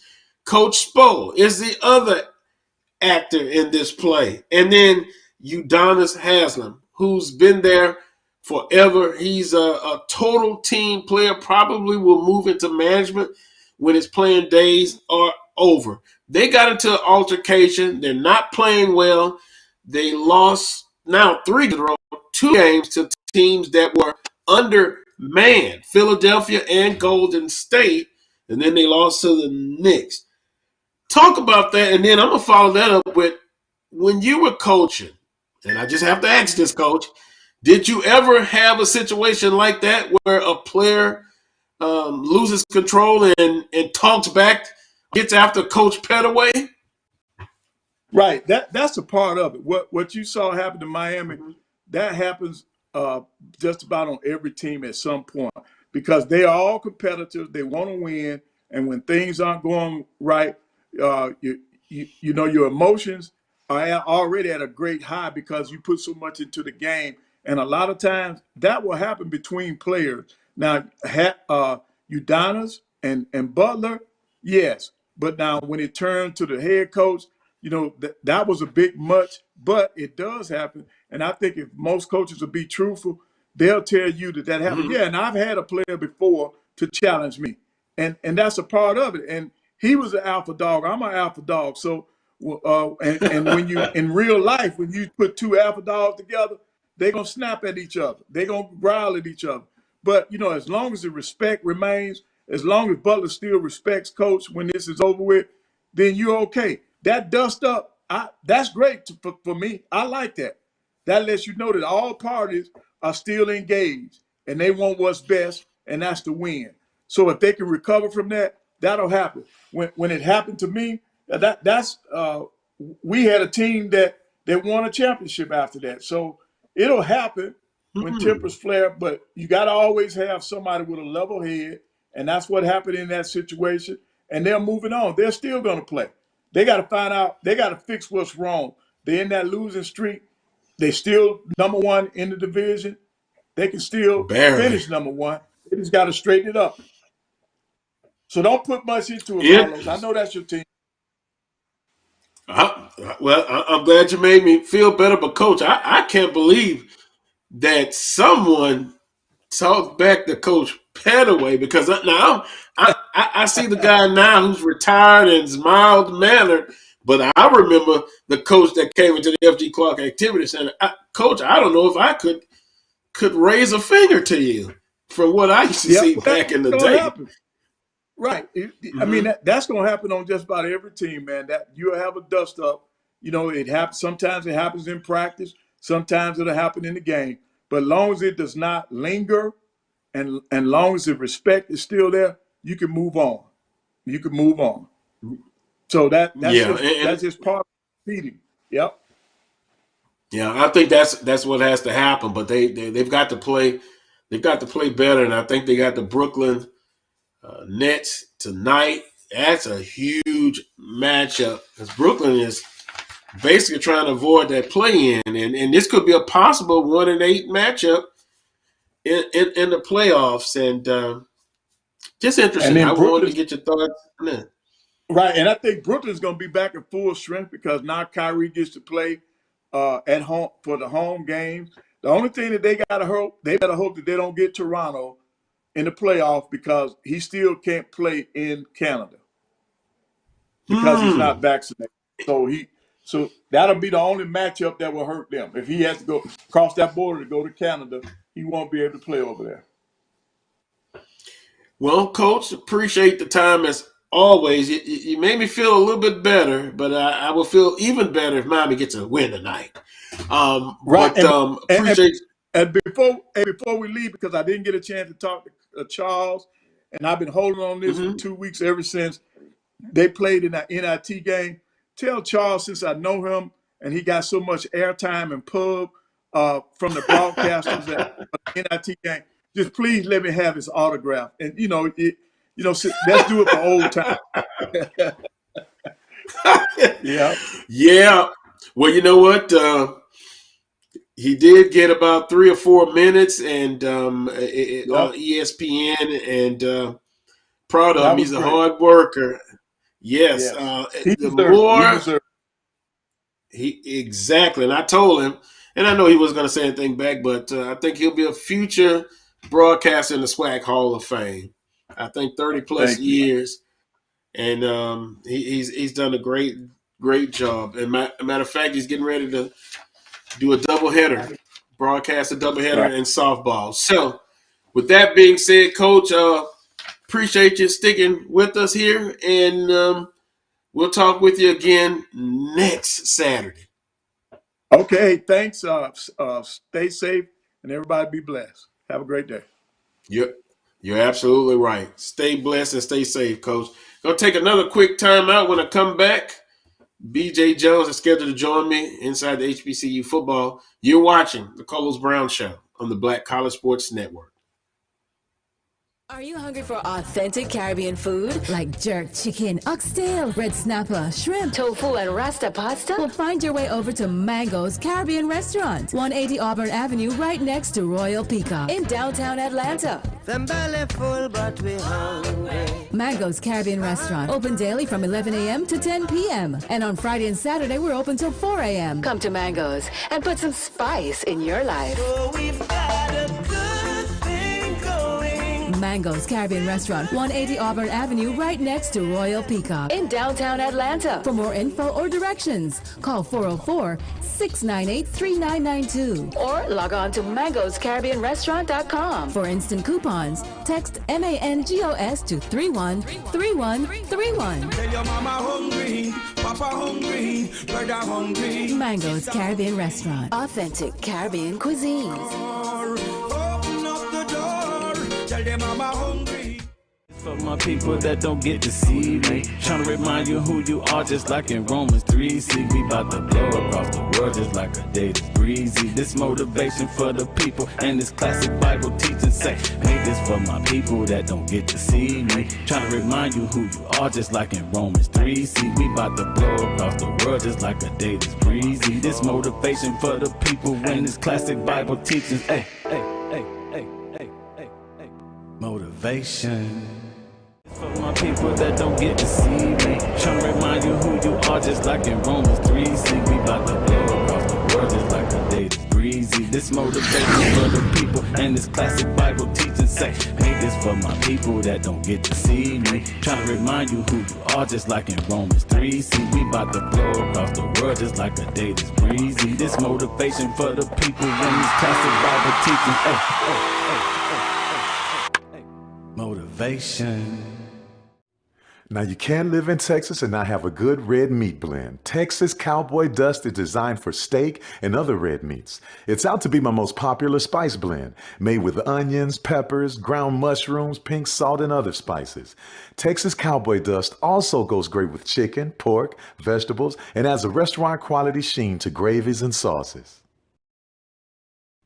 Vanilla smoked sea salt seasoning is for seafood. The tarragon and fennel bring out the natural sweetness in seafood. I also use it in rice dishes, on yams, asparagus, blueberry pancakes, and believe it or not, chocolate chip cookies. Vanilla smoked sea salt adds a salty and savory component to sweet dishes that create a symphony for the tongue. I have in me the ability to make you a better you. So if you work hard, focus, stay on point, you can do anything. Trust me. We made this track to tell everybody they can follow their dreams.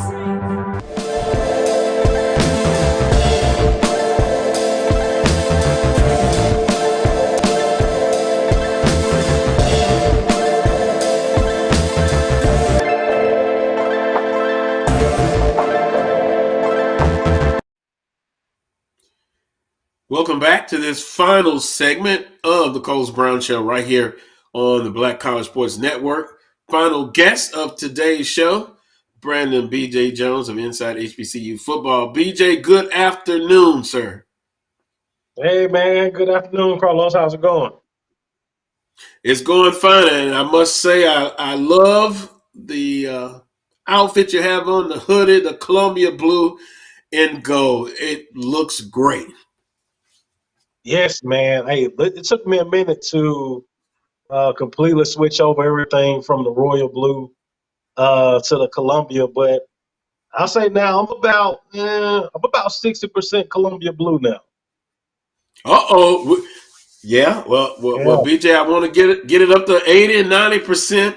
But you know, there was a lot of discussions on the royal blue versus the Columbia blue.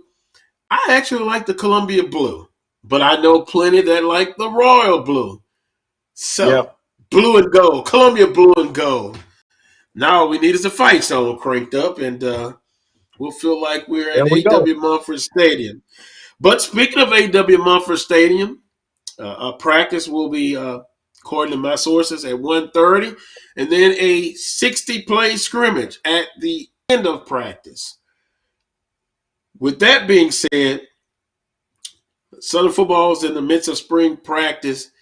From your days of spring practice, and I talked to several people that played on that level, played at Southern, played college football. Spring football practice. In your day, I think it was 30 days, now 15. Why does it seem like most football players they're not so enthusiastic about spring practice? Why is that? And I'm not saying all some. Yeah, man, spring practice is rough. You know, it's job interview. You know, it's your audition. Jobs are won in the spring. You know, you position yourself on that depth chart based on what you do in the spring. Spring is also physical because you don't have a game to look forward to. So it is physical, man. And if you get through spring, man, you can make it at the collegiate level. Spring's going to be the hardest thing that you're going to have to do. Even worse than summer camp, because you know in summer camp, I'm not going to bang you up too much because we got a season to play. In the spring, you get banged up, man. You got months to to recover. So man, it is physical. Man, the coaches they're up and at it, and like I said, it's the job interview. You position yourself, on the depth chart, and once you got that job, you kind of feel like, oh man, and I wish I could be doing something else. As you have time in the program and have those varsity letters behind your name, it almost becomes almost like a nuisance after the first couple of days, man. But spring is rough. It is rough. And that's interesting. Now, this is from a guy who's speaking from when spring practice was 30 days, but now it's 15. And you know, a guy, I don't mention his name, Derek Price. Well, every time I see him, I'm always saying, I long for the 30 days again. And he would kind of tell me to get out. Those days are long gone. And with that being said, it's tough. And now with a new coach that's coming back and Coach Dooley, and it's interesting that you mentioned in an interview in the conversation because that's how he looks at it. We're looking at, if we start quarterback position, and Coach Dooley says he wants it to be settled at the end of by the time spring ends. And Bashawn McCray has been taking, the first snaps as a quarterback, a junior college quarterback that now is playing, of course, at Southern University. How important is it that quarterback position be settled by the end of spring? Oh man, we've seen it when it's not settled. It's not a pretty thing. When you have that guy and you have confidence in that guy has not only won the team over, but he's won that coaching staff over. And when you know who your leader is, it makes a big difference. Sometimes, it may take that guy a while to emerge. That could be a good thing or a bad thing. You may have several guys that have characteristics of the guy, or you may have, a whole bunch of chickens and no roosters. So it's case by case. But hopefully, man, we'll know who the guy is. Hearing a lot about McCray and how he's looking. And hear a lot of positives about Harold Blood Jr. And how he's looking this spring. So it's going to be very interesting. And a lot of people forget about one Bubba McDaniel, who has been in the program the longest, and how he's looking. So I think it's going to be very challenging as far as quarterbacks. But one thing about with Coach Dooley, he's going to get the best quarterback out there. And he's going to get the best out of whichever young man is going to be taking the snaps. So if you worry about that Southern University offense, trust me, Coach Dooley's track record, you can put your mind at ease. That offense is going to be humming. And you've already, and I agree with you, and you've already seen just from the footage that practices are more up-tempo. And as far as the quarterback, and McCray has been taking the snaps, Harold Blood and McCray, in my opinion, because Coach Dooley, with the pass-heavy offense, that's going to be balanced. But he also talked about not manage the game per se, but playmakers and the RPOs. My question is, do you believe that this offense fits more so for McCray and Blood? And do you look at McDaniels more as just a pocket passer or a typical passer?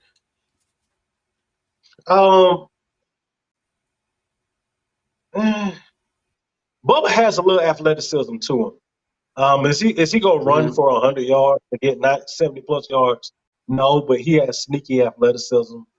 McCray is probably better suited to run this offense. He and then Blood.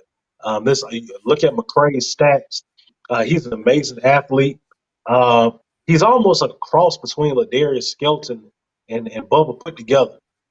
He has that arm talent that Bubba has, but he has that athleticism of Ladarius Skelton, and that's something that works wonders. And what Coach Dooley wants to do as far as the offensive philosophy at Southern University. It's going to be interesting, very interesting, and not trying to squeeze McDaniels out from the outside looking in, but Coach Dooley in his comments, this guy has to have command of the offense and has to make plays and make good decisions. Now, another thing that has come out of spring practice so far, and a lot of times you're looking at the ideology. Kobe Dillon and Sims. Under previous coaches, they had to add protection, but now they're going to be more involved in the passing game. And so we've seen what Sims has been able to do, but now you get Kobe Dillon out there, and then you've got some young men, one from your area in Alabama that's coming in, one from the junior college. It's just like you have a lot of toys to play with. It's Christmas Day. Just got to fit that in. But talk about the running backs now being more involved in the passing routes. And we saw this at Prairie View as well. Yeah, those running backs are going to be asked to be productive in the pass game. And not, like you said, not just adding protection, but being able to catch the football out of the backfield, sometimes even line up in the slot. Coach Dooley loves to do that. When you saw him, we had Martez Carter over at Grambling. He loves that type of back, that versatile guy. And I think we have the backs to do it. I think, Kobe Dillon can do it. He's a bigger guy, but he's able to do it. We saw what he was able to do as a quarterback at the high school level, and even saw what he was able to do last year as a running back. So I think that him and Sims, I think it's going to be an opportunity for them to not only show that, but they get to show that to NFL scouts as well.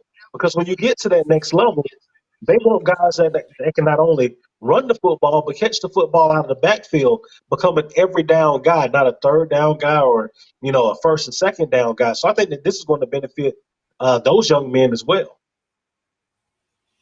Speaking with Brandon B.J. Jones of Inside HBCU Football, kind of talking about Southern's 60-play scrimmage set for today at the end of practice. Now, 3 starters back on the O-line.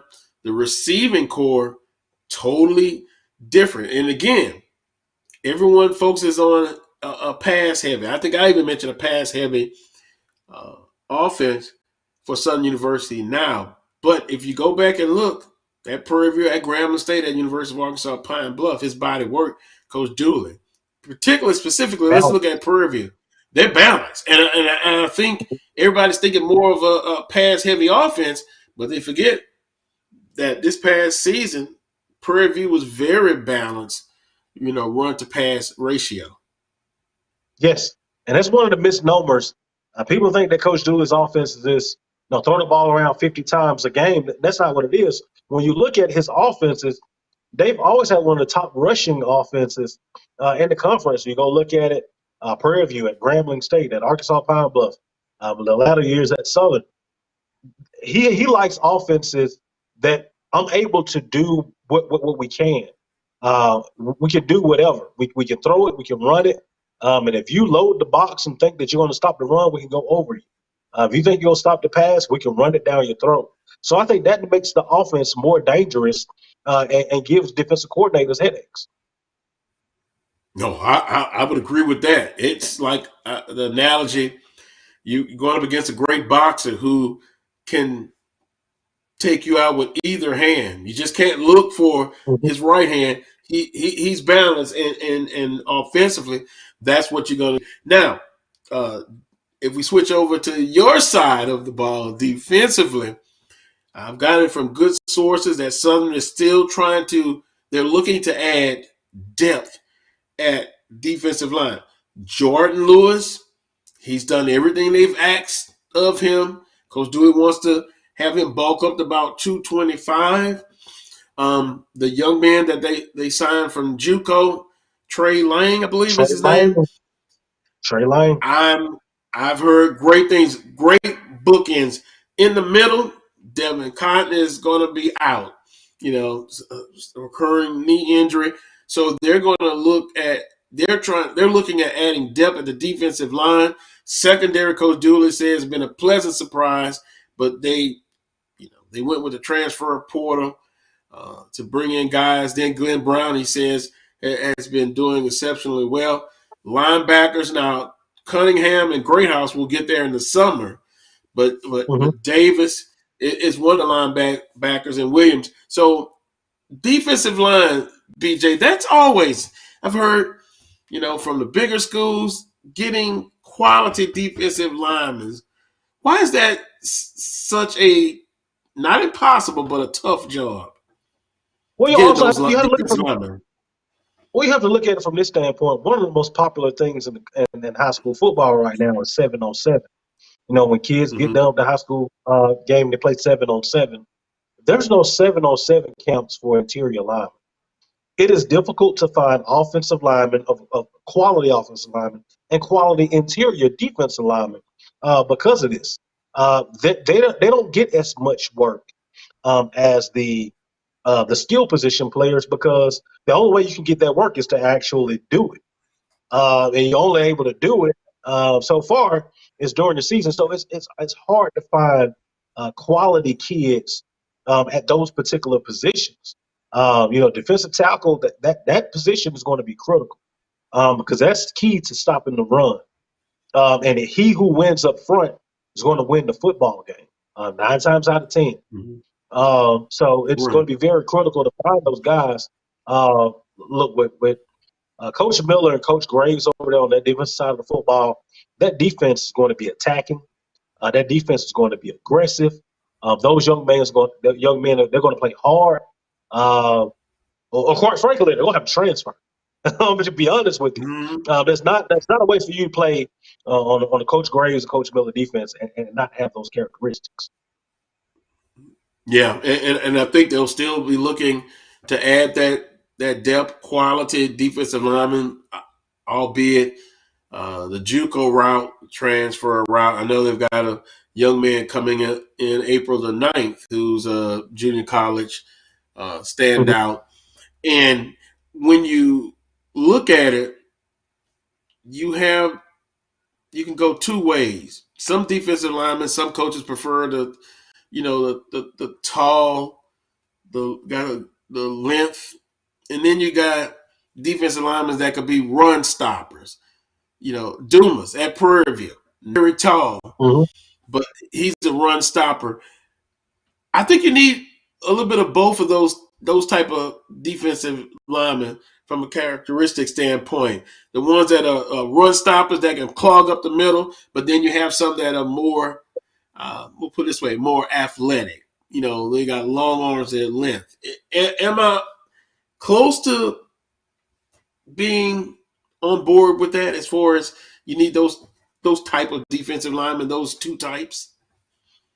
Yeah, and sometimes you get the same. You can get the same out of one guy. Dumas from Prairie View is unblockable. I've seen him when he's in the ball game. There's no inside run, and he's athletic enough where he's able to get to the quarterback from that defensive tackle position. But those guys are extremely hard to find. You talk about a young man with his strength, skill set, and so forth. But yes, you want to have a little bit of both. You want to have that versatility to be able to have both of those guys on the inside. Like I said, it's you make your defense that more difficult to slow down when you have guys with multiple skill sets up front. Yeah, because I look at it. Sometimes you can, and we were scheduled to have Coach Asbury. Try to reschedule him. Chris Best, when I talked to him this past week, they played him inside. They played him on the end position. But I asked him. He thought he says, Carlos, he's going to move to the inside. Potts is another freshman. Some of those freshmen may have to come in and add quality, depth, and expected to play. But I think you can move some projected defensive ends inside. The young man from Shreveport, Captain Shreve. I believe I heard Coach Graves talking about they're going to move him inside. With that being said, Coach Asbury also said Best, who he says is about 250 right now, he could add another 20 pounds and play him inside. He projects him to play inside the interior defensive line. Yeah, and a lot of that's a benefit when you have a guy that has the versatility that can play inside and outside. We just talked about the young man from Prairie View, Dumas, who's able to do that. That also makes you very, very valuable to a defense when you're able to play not only in the three technique, but I can move you outside and play the defensive end. I can have you in the middle. We see what Aaron Donald is able to do at his level. He can play either position. When you have a young man with that skill set, that's something that's special. Who's big enough to take on the center, to take on those guards, but it's also athletic enough to come off the edge and beat an offensive tackle as far as pass rushing. Those guys are valuable. They're hard to find, and when you get one of those, they're special. Like I said, the key to this defense, in any defense, is going to be the defensive line. If you have a quality defensive line, that frees up everything for the linebackers in the run game, and it makes the secondary their job even easier, because now that quarterback is not going to have all day to throw the football. There's going to be a quarterback that's going to be under duress. The linebackers can scrape, and they don't have to worry about offensive linemen on them because the defensive line are doing their job. It all starts with the defensive line, just like we say. On the offensive side, it starts with the offensive line. On the defensive side, it starts with the defensive line. The better your defensive line is, the better those linebackers and secondary players look. Well, I'm thinking about what you said earlier. In basketball, they have a big man's camp, for post players. Like to see more of those kind of big men camps. And I'm not sure they have them, but more of them, offensive linemen and defensive linemen. Quality versus quantity. Speaking of that, BJ, tell everybody how they can tune in for your show and your social media handles. All right, you can find me social media at Inside HBCU FBall on Twitter, Inside HBCU Football on Facebook, or just BJ Jones on Facebook. My show, Inside HBCU Football, I'll be doing something towards the end of the spring. Once all the spring games are in the books, we can go in and do a recap. Really going to be hitting it hard the latter part of the summer as we get close to media days. Start doing some HBCU football previews for this upcoming fall season. So look for that as far as the SWAC, MEAC. I'll go throw in some SIAC and CIAA in there as well. Probably do a show around the NFL draft around about that time, talking about the guys potentially who could be drafted, and then do a recap of the guys that were drafted and signing as free agents and so forth. So got a little bit, going on here shortly, not as into it as much. Me and the wife expecting a little one in the next couple of months.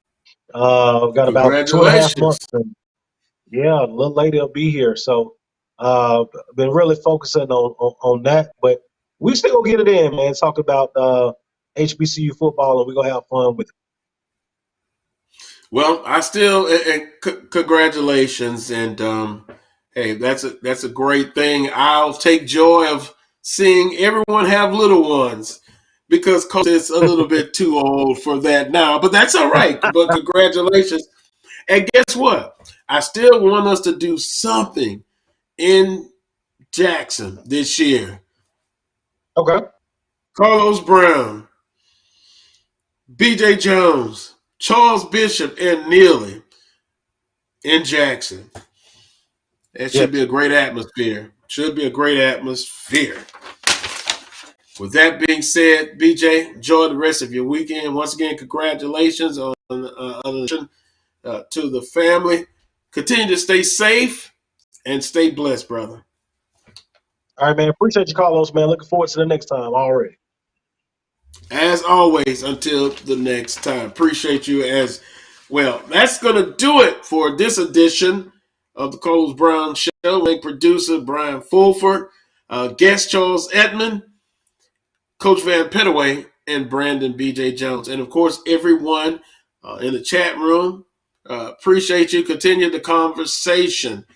Until next Saturday at 11 a.m. Central Standard Time for another edition of the Carlos Brown Show, right here exclusively on the Black College Sports Network. Until that time, as always, peace and God bless.